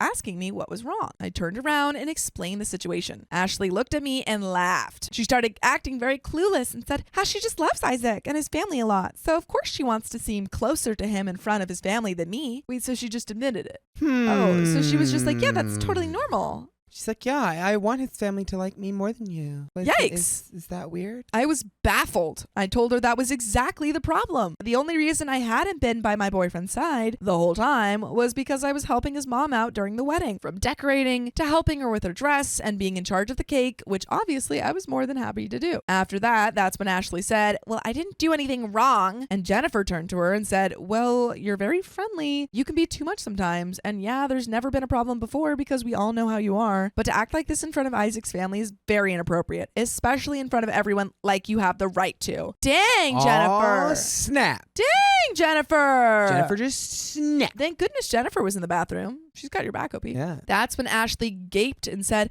I'm just being myself. If she doesn't like that, then she should just handcuff herself to a man with her insecure butt. I don't condone violence, but in that moment, she deserved it. I slapped her and walked out. You lost your high ground now, dude. Ooh, you lost it. You lost your high ground. Ooh. Will Smith, Dude. is that you? Dude. Is that you, Will? After, obviously, crazy comment from her. That's what made you slap her? Yeah, you're the a-hole for the slap. I was done. I wasn't going to deal with this. My head was spinning, going back, thinking of everything I missed. Liam and Mike were outside, and I told them everything. They were assuring me that they had noticed her actions too and made me feel less crazy. But putting my hands on her was also wrong. Yeah. I should have been the bigger person and just left her alone because no matter what, she's never going to truly change. But you know what else never changes? The fact that you can listen to full episodes of stories just like this. Just go to Spotify, Apple Podcasts, or iHeartRadio and search up OK Storytime. That'll never change. Never change. I love that little burst of perspective we got at the end there, where they're OP's like, like, yeah, I guess I shouldn't have done that because nothing's going to make her change. Exactly. That was, yeah. So You can't really shouldn't control. have done that, especially not on the day of your boyfriend's mom's wedding. do this on the day Or of my the day of your mother's boyfriend's wedding. grandmother's passing. The day of Seems my... like you were stirring up a lot of drama Yeah. that could have been dealt with. Well, to be post-wedding. fair, she didn't really stir it up. She just got caught in the stir. She got that's She fair. got caught in the cyclone. That's fair. She didn't start it up. Other people were starting drama. Ashley was starting drama. Mhm. But we don't need to put a fan on the cyclone. Yeah, it's already cyclonic. It's already spinning. After that, Ashley left and we ended up enjoying the rest of the night. I do sometimes still feel guilty as my boyfriend and Ashley do not really talk anymore or hang out as much as they used to. That's on her. But you guys tell me, am I the a-hole for slapping my boyfriend's girl best friend at his mom's wedding? Yeah. Sorry. Yeah, especially when you put it like that. It's like, Yeah. You Like, needed she's to be obviously the the- a-hole for how she was acting, but yeah. yeah, you're the a-hole for slapping her. Yeah. Maybe if the other stuff hadn't have happened, you could have gotten away with that. But with the passing and the slurring and the yeah, you just needed to be like, I'm gonna turn the other cheek yeah, just be like, okay, instead you're of crazy. smacking her in her cheeks. Yeah, just be like, mean, I'm not cheek, gonna talk. damn. I'm not gonna talk to you anymore, Ashley, and then walk out. Jennifer already had your back. Yeah, and then you have the conversation with your boyfriend, and then he's Yes. like, oh yeah, no, that's Yeah, Whack. this is what she told me. I guess blah, I blah, won't blah. be hanging out with her. But that is the end of that story. My friend doesn't want me to bring a +1, so I took back my wedding favor. Yeah, you're not getting it anymore. It's mine now. Here is the situation. Last summer, I bought my grandparents' house. Whoa. This house was the hangout spot for all my friends and throughout our childhood. This includes my friend Dave. The house has a sizable amount of land, which includes a lake and a gazebo. Ooh. By the way, this comes from user longassistant8873, and if you want to submit your own stories, go to the r/OK Storytime subreddit. So, I was supposed to buy the house with my now ex-girlfriend, Leslie. But going through the process of getting approved to buy, I found out that she has massive amounts of credit card and personal debt that she hid from me throughout our 4 years. I decided to break up as a result. That was about 6 months ago. I met Leslie because Dave's long-term girlfriend, Kim, is Leslie's cousin. Dave and Kim are engaged and set to get married in April. When I was buying the house, they asked if they could have the ceremony at the gazebo, which I agreed to. In December, I started dating again. Leslie has not taken this well at all. She thinks we're going to get back together and has tried multiple times to make that happen. I have told her in no uncertain terms that isn't happening. Dave and Kim have asked me to bring a +1 to the wedding for Leslie's sake. You know, if I was OP, I'd be like, she can come, but she's not my +1. Yeah, true. She's not my +1. I have told him that this request is ridiculous. Ridiculous! This wedding is happening at my house using my land, and I am not allowed to bring a date because of my crazy ex? If that is the case, then they need to find a new venue for the wedding. Right. They are pissed about this given the short time frame of the wedding and when it's supposed to happen. So we are at an impasse. Am I the a-hole? And before we get to that question, we have an edit. I have seen a few things brought up a number of times in the comments, so I will quickly address them here. I am fully aware of the liability issues, which is why I purchased and they reimbursed me for a special event insurance policy, which will provide 100% coverage for any damages, claims, injuries, etc. to any of the property or persons up to $2 million. It is one of the first things we did after I agreed to have the event in my home. Second, the wedding will have a maximum, if everyone comes, of 75 guests, 5 catering staff, and 5 security staff. The security is because this is an open area that anyone walking past can access. The house has hosted events twice this size, and logistically, it has been fine. On the property are 2 cottages, one with a bathroom, and the other with 2 bathrooms. The only portion of my house that will be locked during the wedding is the finished basement. The basement has 2 bathrooms. Next is every person who is single, i.e. not in an established relationship, received an invitation with a +1, including me and Leslie. This talk came after I sent in my return card and indicated I was bringing a +1. Now they are saying they do not want me to have the +1 because Leslie blew up about it and they were afraid of a blow up at the wedding. So who do we invite? Do we invite the person who's going to blow up at the wedding or the person who's hosting your freaking event? Hosting your wedding. Also, why is Leslie controlling your wedding? Why does she get to be like, why is Leslie being like, hey, this is your wedding, but if OP has a +1, it's over. No wedding. Why are you guys having a wet spine to Leslie? Just stand up for yourself. Spine. Come on. Leslie indicated she intends to bring someone on her card. I don't know if she will actually bring someone. And we have an update. So in this case, are you the a-hole, OP? You're not the a-hole. Again, they're making really weird requests, and you're being nice enough to, give them your house as, for their wedding. On to the update. So, I met with Dave this morning. We talked for almost 2 hours about everything. I laid it out that I thought he was, at best, a crappy friend. I went through our long history of various things over the years that has me questioning our friendship. That was the bulk of the conversation. We then turned to the breakup with Leslie and the crap show of the last 6 months. Throughout the last 6 months, despite Leslie's craziness, I have bent over backwards to try and accommodate her feelings. She has shown up to my house in the middle of the night. Oh my God. I did not go for a restraining order. When I go out, I do not go to places I know that her and her family like to go. She has implied to her family and mutual friends at various times that I cheated and or that I took advantage of her financially. Neither of which is true at all. I've held my tongue not to embarrass her about these things in front of her friends and family. Dave knows all of that and yet is demanding once again that I put Leslie's feelings before my own. I said, you and everyone need to stop coddling her like she's an effing child. Yeah, she made her decisions. There are two adults here. Yeah, why is everyone pointing the finger at you, OP, that, hey, you made decisions and, you're allowed to have them, but Leslie made poor ones and we got to pat her on the back. Yeah. Also, Dave, do you want somewhere to host your wedding? Do you want to have a wedding place or not? Like, yeah, you are literally pushing the mug off the table, I guess. Like, you're getting really close to the edge here. you're about to have no more hot chocolate. There's going to be no more wedding. Dave concedes that Leslie has been crazy and ridiculous since the breakup, but he says she feels she did not get closure after the relationship. She wants to have an evening where she can talk to you to get that closure. He also told me that Leslie has been very vigilant about paying off her debt and paid off almost $10,000 of credit card debt. Good for her. She wants to talk to me about her progress to see if that might cause me to change my mind. It was not about the credit card debt, honey. It will not change my mind. I asked him, so, do you expect me to go to the wedding and talk to her? Because I have her blocked everywhere, and, date or not, I do not plan to say a single mumbling word to her. He said, I fully expect she would lose it if y'all do not talk at the wedding. I told him, if that is the case, then for the good of my property, I can't have Leslie come. If she is so unstable that I need to be coerced into a conversation with her, she is too unsafe to be a guest, in any capacity, in my home.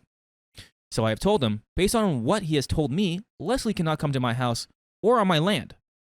I am willing to still have the wedding at my place, but I cannot trust Leslie won't do something given what you are telling me. Dave lost it at this point. He said, F you and your crap. I don't need it. So I said, the wedding's off. Or in this case, the wedding is no longer on my land. Oh my gosh. You pushed the mug off. Yeah, you push it. You broke it. I didn't think he's actually going to do it. What's more important here, your wedding or Leslie's feelings? Dave left. So that is the state of things, and we're on to a second update. Let's go straight into it. People have asked for an update. Now that the original date of the wedding has passed, I think it is appropriate. In the weeks following the discussion with Dave from my last update, a number of our mutual friends reached out to me and asked if everything was okay. I ignored these messages and went about living my life. I mean, you can respond back to those messages. You're like, yeah, I'm fine. It's cool. Dave reached out to my grandparents. My grandparents said I need to talk to Dave and figure it out. I ignored them. I don't like what you're doing, OP. Yeah. You can't run away from everyone. Yeah, you got to have another conversation. Or just be like, hey, put the truth out there because you failed. You're talking about Leslie. Yeah, just put the truth out, man. About a month after my last update, Dave's mom reached out. She said, OP, I hope you are doing well. Can I come and listen to you? I know a number of people what to tell you what they think, but I just want to hear you. I will say as few or as many words as you want. If you do not want to, I completely understand. Her tone and tenor was different than everyone else's, so I decided to meet up. I swear if Leslie is with the mom. We met on the back porch of my house. I told her everything. The breakup with Leslie, including why we broke up, getting the invitation with the +1, the subsequent meeting with Dave and Kim, or sending the +1 because Leslie was upset, and then meeting up with Dave and everything discussed with him, and my decision to say they cannot use my property for the wedding. After I explained everything, I was pretty upset. She asked, can I give you a hug? I said yes. She gave me a hug while I cried for a bit. Oh. She asked if there's anything I wanted her to say. I asked for her perspective on everything. She had talked about how she did not really know about why Leslie and I broke up. She had heard rumors about me cheating and that but she didn't believe them. But she didn't know why we broke up because she thought we were happy and had a good relationship. She admitted she was upset by it because she was looking forward to coming to our future wedding. Dave and I having kids around the same age, and those kids spending time together at her house like Dave and I used to. But ultimately, she felt it was not her place to say anything since I am a grown man entitled to live my life how I see fit. This is like the only adult in this entire freaking story. Yeah, sounds like it. She said Dave can be a jackbutt and was being one here. She told me Leslie's behavior was out of line, but she did deeply empathize with Leslie. Dave's mom told me things I did not know about her breakup with a long-term boyfriend before she met Dave's dad, and how for a year and a half, she was an absolute wreck of a person. During that time, she said she did a lot of things she is not proud of and were out of character for her. She told me she dreamed about a certain life she was going to have, and that dream was scattered. And for a year and a half, she would have done anything to get that dream back. So, she cannot judge Leslie, but thinks Leslie needs therapy. Ding! We shot the crap for a bit, and she then left. For the next couple of weeks, I kept getting calls and texts about what is going on from various people involved. I decided to just, in a rather factual way, lay everything out. I drafted a mass text message and laid out exactly why the wedding was not happening at my home. I went through everything I had shared with Dave's mom. I also sent an email. I let it be known that if anyone showed up to my house on the original wedding date, I would call the police. He's not playing around. And by the way, I'm calling you to listen to full episodes with stories just like this one. Go to Spotify, Apple Podcasts, iHeartRadio, or your favorite podcast app and search what? Okay, story time. There's plenty of stories like this one, and what? We're at 60 days almost? Somewhere around there. Yeah, you'll be with us for a minute. There's a little bit left here, Riley. Is he? I don't know. I feel like Dave and his bride-to-be should have dropped Leslie's feelings earlier. Maybe Dave got something going on with Leslie, and he's like, "Hey, man, every time we hook up, she's just sad about you. So could you just get back with her so we could still hook up?" I mean, I don't think that to that extent, but I think you spent 4 years with Leslie, so there can't be like a full amount of hate for this person. Yeah. So you should be caring for this person. I mean, you did share 4 years together.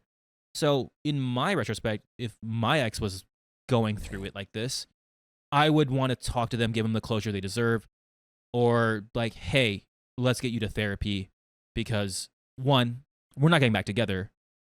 2, like, you are a human being. I care for you. Let's get you the help you need. Because coming at my house in the middle of the night, not okay. But let's go ahead and finish this story. After I sent the message and email, a number of mutual acquaintances and friends apologized to me for how they have contributed to the situation. Also, crap apparently hit the fan at the wedding. Dave had lied about our conversation to Kim. He apparently told her he begged and pleaded with me to let them have the wedding on my property. Dave reached out to me to apologize and see if I would be willing to talk. I told him I thought it was best that we do not talk for a while. A lot of people are mad at Leslie, and her family is blaming her for the wedding situation. Yep. No one showed up to the house on the original day of the wedding. As far as I know, the wedding date is in limbo. That's on them, not on you. Yeah, I mean, could a OP have handled this situation a little bit better? Oh, I guess with the Leslie situation, the Dave and Kim part about their wedding, they did absolutely the worst possible way of handling this. Oh, yeah. But I think handling the Leslie situation should have been like, listen, if she really wants the closure she needs, I will go up to her. It's over. Stop it.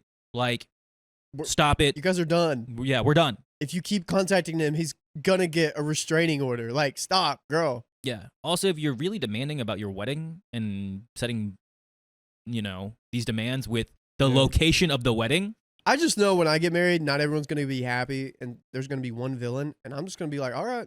Here's the thing with like weddings or planning any party or any big event. You can't please everyone. Impossible. And that should not be your priority whatsoever. You should be making you and the bride happy. At the end of the day, who's ever throwing the party or hosting the party or the event, whatever makes you happy, surround yourself with people that makes you happy. Yep. That's it. I want to confess to my friends about my past, but I don't know how. Get a flow chart and maybe a movie. Trigger warning, there's mentions of loss of family and Car crash. children in a car crash. I've been through some crap. There's no way to sugarcoat it. 3 years ago, I was married to the love of my life, Ben, with the most perfect human child that ever existed, Veronica. And I was 5 months pregnant with a boy. By the way, this comes from Wanna Come Clean. And if you want to submit your own stories, go to the r/OKStorytime subreddit. We were hit by a wasted driver at 5 p.m. in the afternoon. No, I did not see that coming. We are just going right... Ooh. hitting hard from the start. My husband and daughter passed away on the scene, and I miscarried my son in the hospital later that night. I was otherwise physically fine. It has not been an easy road. There were times when I would have unalived myself, except after losing my daughter, I'd never do that to my mom. I took time off of work. I spent time with friends and family. I went to therapy almost every day. I grieved. I tried to go back to my old job, but it just didn't work. I don't blame my coworkers at all, but no one really treated me normally. With everything they did, there was just this pity. Every idea of mine was the greatest. Every joke I told was the best. When I walked into rooms, people stopped talking and focused on me. Everyone wanted to share my workload and help me out. They were doing what you would think any wonderful people would do, but it felt terrible. I wanted to move on with my life and feel normal. 6 months ago, at 29, for the first time in my life, I moved out on my own to a new state. I got a new job using no connections. No one knew me. I moved to this new, faraway city and tried to recreate myself. I had always wanted to salsa dance, so I started going to a salsa night at a bar and ended up seeing 4 people there frequently. 3 women and a man, Brenda, Donna, Kelly, and Luke. Brenda, Donna, and Luke were a few years older than me. Donna and Luke are divorced with no kids, not divorced from each other, and Kelly is the oldest and is married with 2 kids. I started seeing them at the bar every Thursday night and spending time there. After a few weeks, we exchanged numbers and got together for dinner. The rest is history. We were fast friends and hung out about once a week. Sometimes Donna and I would see each other more often because she was also single. The last 6 months have been the best and worst I could have imagined. Oh. I needed people to treat me as a human. I needed to not see pity in their eyes when they looked at me. I needed them to be honest with me, not just tell me everything I did and said was the best idea ever, because I've suffered enough. Oh. It felt great for a while. They called me out on my crap. They aggressively loved me. I felt so normal. One weekend, we went to the beach together. Kelly saw me in a bikini and exclaimed, "Ugh, you're a witch, you're so thin. That is the body of a woman who has never had a baby," and laughed. She was complimenting me. I wanted to scream that my body grew the most perfect human that ever existed and that my front airbags fed her for 13 months. I suddenly cursed my body for not having stretch marks when before it had seemed to be a blessing. Now Brenda has been dating someone seriously and they just got engaged. She's leaning heavily on Kelly and Donna since they've both been married, and she wants advice. Sure, she wants my advice too as a good friend, but she doesn't want to hear about my wedding that I had poured my heart and soul into because she doesn't know it happened. I guess I didn't think I'd become such great friends with these new people and want them to know more about me. Now I'm looking for the best way to tell these people that I am a widow who lost a child and a pregnancy along with her husband. I've known them for 6 months and we've gotten so close in so many ways. I don't say this to sound witchy, but I also know that I'll get a pass. No one will be mad at me that I haven't told them yet. Everyone will understand. I just want to tell them in the least dramatic way and to make sure they fully understand my reasons. That my intentions for lying by omission were selfish, but good. And there are some comments, but so far, how do we think she should go about this? I mean, It's such a tricky situation. well, no, I think it would be like, hey guys, I want to tell you something. Like, come to them clean and be like, I want you to know my why, why I did this. I want you to know the impact that you guys have had in my life in this new, and I want you to understand how much you have relieved me. So your why is everywhere I'd go, everyone would pity me. Yeah. The impact you guys gave me was actual, genuine fun and love, and you called me out. Normal. Yeah. And I didn't want to lose that because I hated feeling pity from people, but I respect you guys so much that you deserve to know this. And I call me a horrible human. You guys probably should know this because you're my friends, but this just felt, this was such a nice change. We have some comments. Comment number 1 says, I think tell them some of what you have told us here. Tell them that you moved somewhere to get a new start, to be treated normally. Tell them that their friendships have been so valuable and wonderful and has helped you heal. Then tell them that as you have become closer, you have wanted to share some of the positive aspects of your past. That you feel compelled to speak up about the wedding you planned, the marriage you built, and the child you carried and nurtured. And so you need to tell them what happened. Someone responds, I think this comment is spot on. They seem like ideal friends. As a matter of fact, I think most people go through life looking for exactly what you have now. Yes, it may be awkward for a bit, but they seem like a resilient group and will be understanding. Best of luck, and I hope you post the results. OP responds, yeah. I feel like I got really lucky. I met my husband when I was really young, and he and then my daughter were my whole life. I would have been so happy for them to be in my world forever, but I never had really close adult friends. It's really great. They aren't just people I sat next to in school. They are such great people, which I guess is why I want to handle this right. I'm not worried that there is something I could say that will scare them off. I just want to make this as easy as possible. Easy may not be the right word, but easy. Commenter number 2 says, I'm going to tell you something that might sound counterintuitive given that you're looking to be honest, but framing is important. If you start your revelation by telling them that you've been lying to them, even by omission, they're going to receive it as a story about how you lied to them. You have done nothing wrong here. You have done nothing dishonest. You have held back nothing that anyone was entitled to or needed to know. You did what you needed to at the cost of no harm to any living person. This is not a lie in my books. So maybe sit down and tell them there's a part of my life I haven't been ready to talk about until now. But now that we're so close, I can't imagine not sharing it with you. And work on thinking about it in those terms yourself. There's nothing to beat yourself up over here. I like that. I like that approach. I really like that too. And how it was framed too. Like there's something in my life I haven't been ready to share yet. Yeah. I'm ready to share it. Not like, hey, I haven't told you something about myself. Right. And if that like maybe is kind of weird to bring up because it would like change the subject if you guys are talking, you can be like, hey, like something has just been on my mind for a while and I'd love to talk to you guys about it and like share something that you didn't know about me. And these people don't seem very toxic where they're going to take it the wrong way. I hope not, dude. It will break my heart if that's the case. Like, oh, OP gets a break. Yeah, I'm hoping and banking on the fact that it won't. But we'll see. OP responds, oh, that is actually great. I struggle with how to bring it up. Do I write it out and then read it to them, etc.? But that is a perfect way to frame it because it really is true. I wasn't trying to lie about who I am. I just wasn't ready to share that yet. Thank you. Commenter number 3 says, when you tell them, also clarify if you want to hear about their children or not. If you can handle their news, ask that they don't treat you differently. If it is too painful, then let them know. OP says, yeah, that is a biggie. For 3 years after no one shared that part of their life with me, at first it was a blessing because I did not want to hear about anyone's happy marriage and healthy children, but slowly I wanted back into that world. I want people to know that they can share their joys with me and I will be so happy for them. Someone responds, rather than tell, can you show them? Invite them over for dinner and softly explain your past, sharing pictures of daughter and from your wedding. I think that they will be hurt by the withheld information, but it's definitely not a daily conversation. I don't think they'd be hurt by it. I think they would just be like, oh wow, I had no idea. OP says, I do like this idea. They've never been to my home, so I think having them over, they'd immediately see photos. Great way to do it. Just be like, hey, the subtle hints, and then they can see it for themselves and then ask about it. That would be such a movie. That feels like such a movie. Yeah.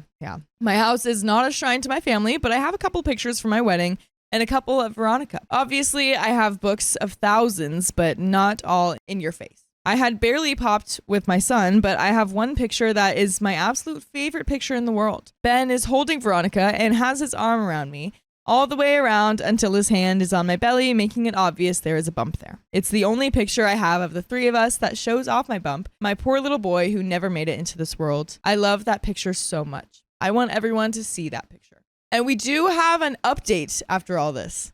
Yeah, I think we got some really, really good advice in that comment section for sure. But should we just roll right into it, or do you have some? Yeah, we can roll right into it. Okay, cool. I don't want to break it down.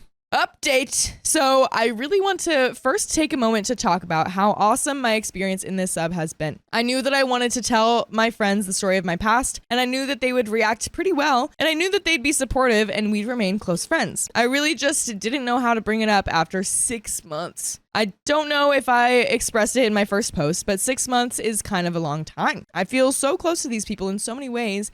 So mostly it was just weird to me to not be able to casually mention my family. I absolutely still have days where it's hard to get out of bed and I just want to be left alone to cry in the dark, but so many times I think of happy memories with my family and adorable things that Veronica did that I'm reminded of. And I want to be able to pepper those into my conversations. I struggled with how to tell people. One-on-one, big group dinner, email.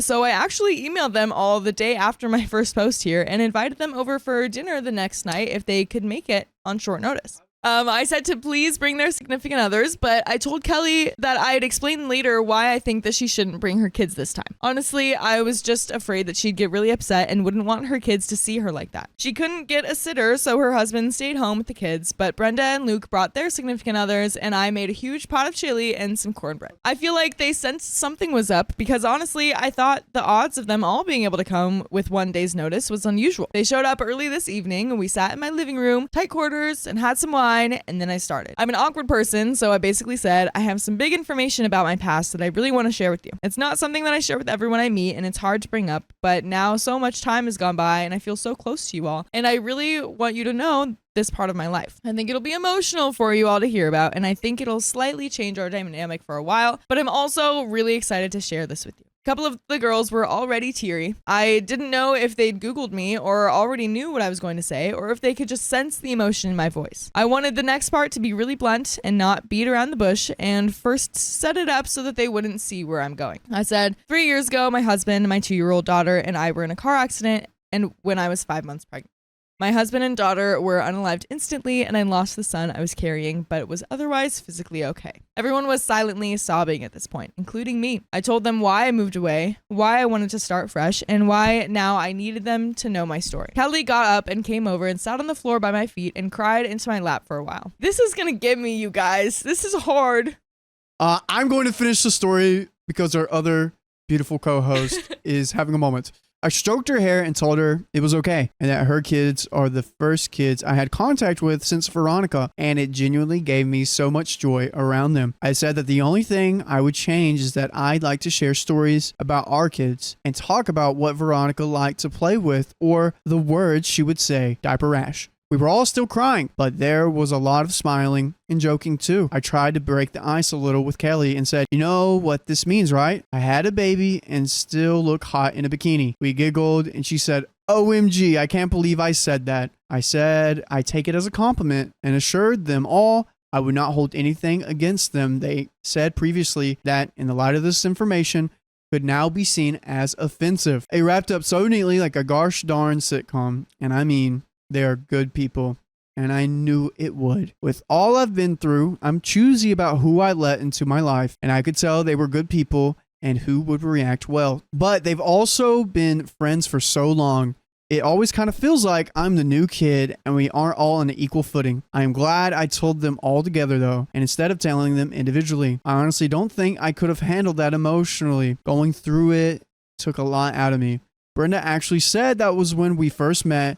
She was looking up to see if I had a Facebook. She came across a headline about my accident, but didn't click on it because the headline was so horrific, and she assumed it was just someone with the same name. We finally ate chili around 10:30. I do think they'll tread lightly around me for a while, but I also think this is going to bring us closer, and I don't intend to bring up my family often, but I'm glad now I can share stories about my wedding planning, childbirth, and feeding, etc. I never wanted someone I could cry about to missing my family. Honestly, that's mine and mine alone. I still go to therapy, so if I'm not keeping it inside, but it just doesn't work for me to express my grief over my loss to others. Thanks for helping me talk about this, Reddit. Thank you to those who sent me PMs sharing your own losses or just wishing me well. I could have not had this particular conversation with anyone in my real life. You are all really here for me. That means a lot. And dude, this is when Reddit freaking comes through. For real. Reddit comes through. For real. And it does a beautiful thing. My friend demanded I be her bridesmaid. Now she's throwing me out. I demand you get out of here. My best friend of almost 10 years is getting married this August. I will call her A. She texted me after she got engaged and said, I'm not asking you, I'm telling you. You're gonna be my bridesmaid. I was so excited for her and had expected to be a bridesmaid as I knew she didn't have any other close friends. By the way, this comes from Mean Marsupial 4329, and if you want to submit your own stories, go to r/OKStorytime subreddit. I got married the previous year, just a small group at a court chapel with 15 of me and my husband's closest friends and family. I didn't have a bridal party, but I had my 2 best friends there to watch us marry. We had a reception at a town hall with more friends and family to party afterwards. She had helped me set up balloons the night before, but that was the only thing she helped with for my wedding. I didn't care much about a wedding. I don't really like photos or wearing dresses, so I have not fantasized about my wedding day like a lot of people have. We had an amazing time, and it truly only mattered to me to have those that I loved celebrate with me on my special day. Fast forward to wedding planning, about a year and a bit out from A's wedding, she had her sister as maid of honor and 2 other bridesmaids. One bridesmaid was a coworker she had complained to me about for 3 years, that she was always late, rude, lazy, a witch, encouraged cheating, and was generally self-absorbed, which happened to be true upon getting to know her myself. The other was the wife of her fiance's friend. They hadn't spoken very often before. I hadn't met anyone before except her sister, who I really did like. She has a daughter similar in age to mine. A is a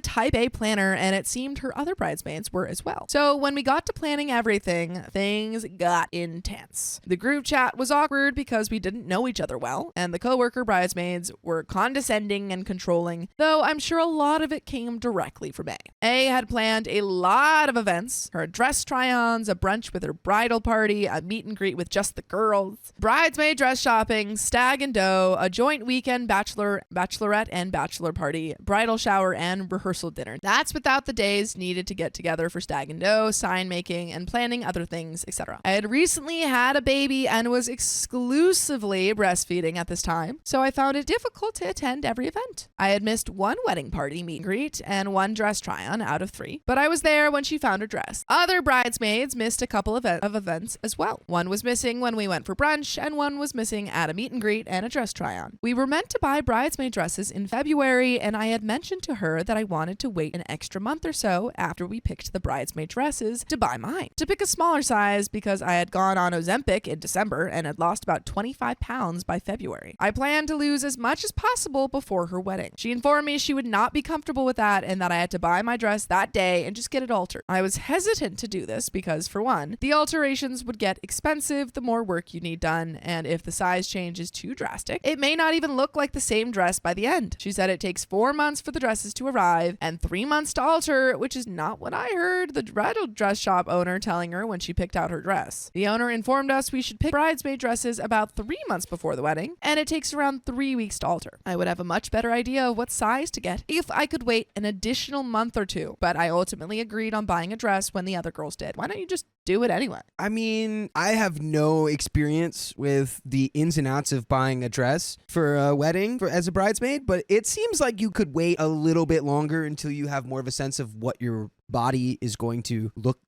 like. I just don't like what. Why don't you just you just tell her you're like, yeah, I got it. Yeah. Do whatever you need to do to make yourself comfortable in that context. But I ultimately agreed on buying a dress when the other girls did. Fast forward to that day in February, and my daughter woke early in the morning with blood literally dripping from her ear. I took her to the doctor to get it checked out. I texted Anna that I wouldn't be able to make it, but I called a bridal shop and go one day during the week to pick out a dress, and she could either come or I could send her photos to get approval. She didn't speak to me all day, and then at 8 p.m. she texted me informing I was no longer welcome in the wedding party due to missing almost everything, even though I'd only missed 2 out of 5 or 6 events thus far, but I could still come as a guest. She was very formal about telling me, and we have never spoken to each other like that before. I think it signified the end of our friendship. She deleted me out of the Facebook groups and group chats before I even had a chance to respond to her message. So I went from not being asked to be a bridesmaid and being told I was to being told I wasn't, both without a conversation with me. To condense, here's a list of the, in my opinion, bridezilla things she did and said leading up to this. Everyone was expected to do their hair and makeup for dress shopping so she could see how it would look on the wedding day, and she would be taking photos of all of us that day for her vision board. I had told her I wanted sleeves to cover my arms because I was insecure about them, but I would wear whatever dress she wanted me to. We had sent pics we both liked of potential dresses back and forth, and privately she was very understanding. Then a week later, she posted in the group chat a list of requirements for the bridesmaid dress, and it included absolutely no sleeves. Everyone in the group is tall, 5'7" and above, and thin. I am 5 feet and had gained about 65 pounds in my recent pregnancy. I didn't think it mattered to her, but I had told her my plan was always to breastfeed for 12 months and then go on Ozempic after to help lose the weight. Oh, wait, what? I didn't realize. I guess that's just what people do now, huh? Yes, so. I just assumed she was taking it because she actually had diabetes, which is what. Or I don't even know. Is that an on-label use now to treat weight gain? I know it was off-label forever. Yeah. And that Ozempic is like a diabetes medicine. I don't know. She was supportive of that idea. At the time, I thought she was just being supportive when she dropped off her treadmill at my house and told me to be on it every single night starting tonight. But my family told me they thought it was backhanded and a red flag, especially given how she was acting about everything. She told us we all had to be the same height on the wedding day. I'm 5 feet and the other girls are almost 6 foot, so I was expected to wear 1+ foot heels. When I told her I didn't think I could do that, she said, wear as tall as you can and we'll just have a step stool for pictures. Everyone in the bridal party was to plan the bridal shower and pay for it, except the venue. But she had a Pinterest board of non-negotiable decor and food she liked, including a heart-shaped cake, cookies with edible flowers on them, champagne towers, etc., all expensive. Planning anything with the other girls was a nightmare because the coworker bridesmaid constantly spoke down to me and dismissed all my ideas. When I told Anna, she said, coworker's just trying to get stuff done. Her sister, being maid of honor, wasn't planning much. She had a newborn and a 1.5-year-old as well, and the other girl would just say, whatever Anna wants. It wasn't ideal. Anna was extremely money hungry for other people to pay for the wedding, and even though her parents and her fiance's parents were donating $10,000 each, she booked one of the most expensive places around here to have her wedding and was expecting to make up a lot of money at the stag and dough. This person sounds awful. Who was marrying this woman? Girl, yeah, you had $20,000 to make your wedding, and it would be for free to you, nothing out of your pocket. But you couldn't do that? Yeah. Everyone in the bridal party had to donate a stag and dough prize. Mine was a beauty basket and Blue Jays tickets, but she told me to give her all the stuff for the beauty basket because she had a vision and wanted it a certain way. She also requested our leftover booze from my wedding as a donation, and I agreed. I didn't end up giving her anything because she punted me out a month before the stag and dough. Anna told me everyone in the wedding party is expected to sell at least 10 stag and dough tickets to our friends and family, which was incredibly hard for me as I didn't even have my own stag and dough, and my family has been struggling with money, as everyone else. Just look at the economy. She scrapped the idea I had for a stag and dough game we had planned for me to run after both she and I bought parts for it, horse race game for her Western theme, because she said it wouldn't bring in enough money. Why? This is not. You don't monetize your freaking wedding events. Your bachelorette or your This is stag or insane. whatever. Like you're wrong place to come from. She changed all the games to a point system, so only one person won at the end of the night instead of one person winning each game. It was so confusing and included the wedding party tallying points and keeping track of all our guests, playing in a spreadsheet on our phones for the end of the night draw. The joint weekend batch trip was planned by the coworker and Anna before mentioning anything to the groomsmen, and they were all annoyed. They didn't want to do any overnights or have a joint batch party. One guy wasn't even allowed to go because it made his wife uncomfortable. Him sleeping in the same Airbnb as the bridal party. Well, that's low. I mean, yeah, that's fair, right? Isn't sleeping in the same Airbnb as the bridal party? Well, it's like, are you gonna share I would only say that because I know there's like the pop culture thing of like you know, the bridesmaids like looking for their husband at the wedding, and it's like, I don't know if he has a separate room. I think once you get married, it's like, oh, it's exactly separate room, but it's like I imagine another- there's like a couch or Well, there's yeah, it depends on what the sleeping. living. I imagine too close a proximity. The bridesmaids all said they would rather have a spa day or winery tour, but she wanted a weekend of partying. Most of the wedding party is married and has kids and was not interested in a party weekend, but we agreed to what she wanted anyways. I told her I wouldn't be able to stay overnight because of my daughter, but I would drive there both days. It was about an hour and a half away, and split her boarding and event costs with the other bridesmaids. A few other people were only going for one night due to family and work obligations as well. When one bridesmaid told her she would only be going for one night because she has an infant as well, Anna called me and said she was so mad she couldn't even respond to her. It was a wild reaction. We helped her move a month before she punted me out of the wedding party as well, so a day dedicated to packing and moving. My husband did most of the heavy lifting with her fiance, whilst I was watching the baby. Nothing in exchange for our time, but we were happy to help. He's a bad friend. Bad friend. Just the and also amount bad of wedding. entitlement oozing out of this lady. She's like she oozes it. And to throw this back, she's looking like the creature from the Black Lagoon right now. Because she is true. Covered in ooze. If anyone was. She said for the stag and dough, the setup would start at 3 p.m. The event was from 7 to 12, and cleanup would be until 2 a.m. I mentioned I could bring my husband to help us set everything up as he's strong and good with lights and audio, etc. But we'd have to bring my daughter just for the setup. I could dress her as a cowgirl and she could take pictures with us before the event started. My daughter's bedtime is 7 p.m. anyways. She said absolutely no kids at the venue. Whatever, that's fine. And I plan to leave her at home with my husband. She mentioned a few times I should get a babysitter so he could come help. And I declined. I didn't want my daughter to be without both of her parents for an entire day. I saw the photos of the stag and doe from last weekend, and her sister brought her daughter, same age as mine, dressed up as a cowgirl for photos. I also saw that she replaced me in the bridal party with someone I've never seen or heard of before. So her bridal party now consists of her sister and 3 people that she was never close with before getting engaged. Yeah, she's just getting fillers. Yeah, She's like, getting freaking bridal party fillers. She's like, yeah, I'm calling this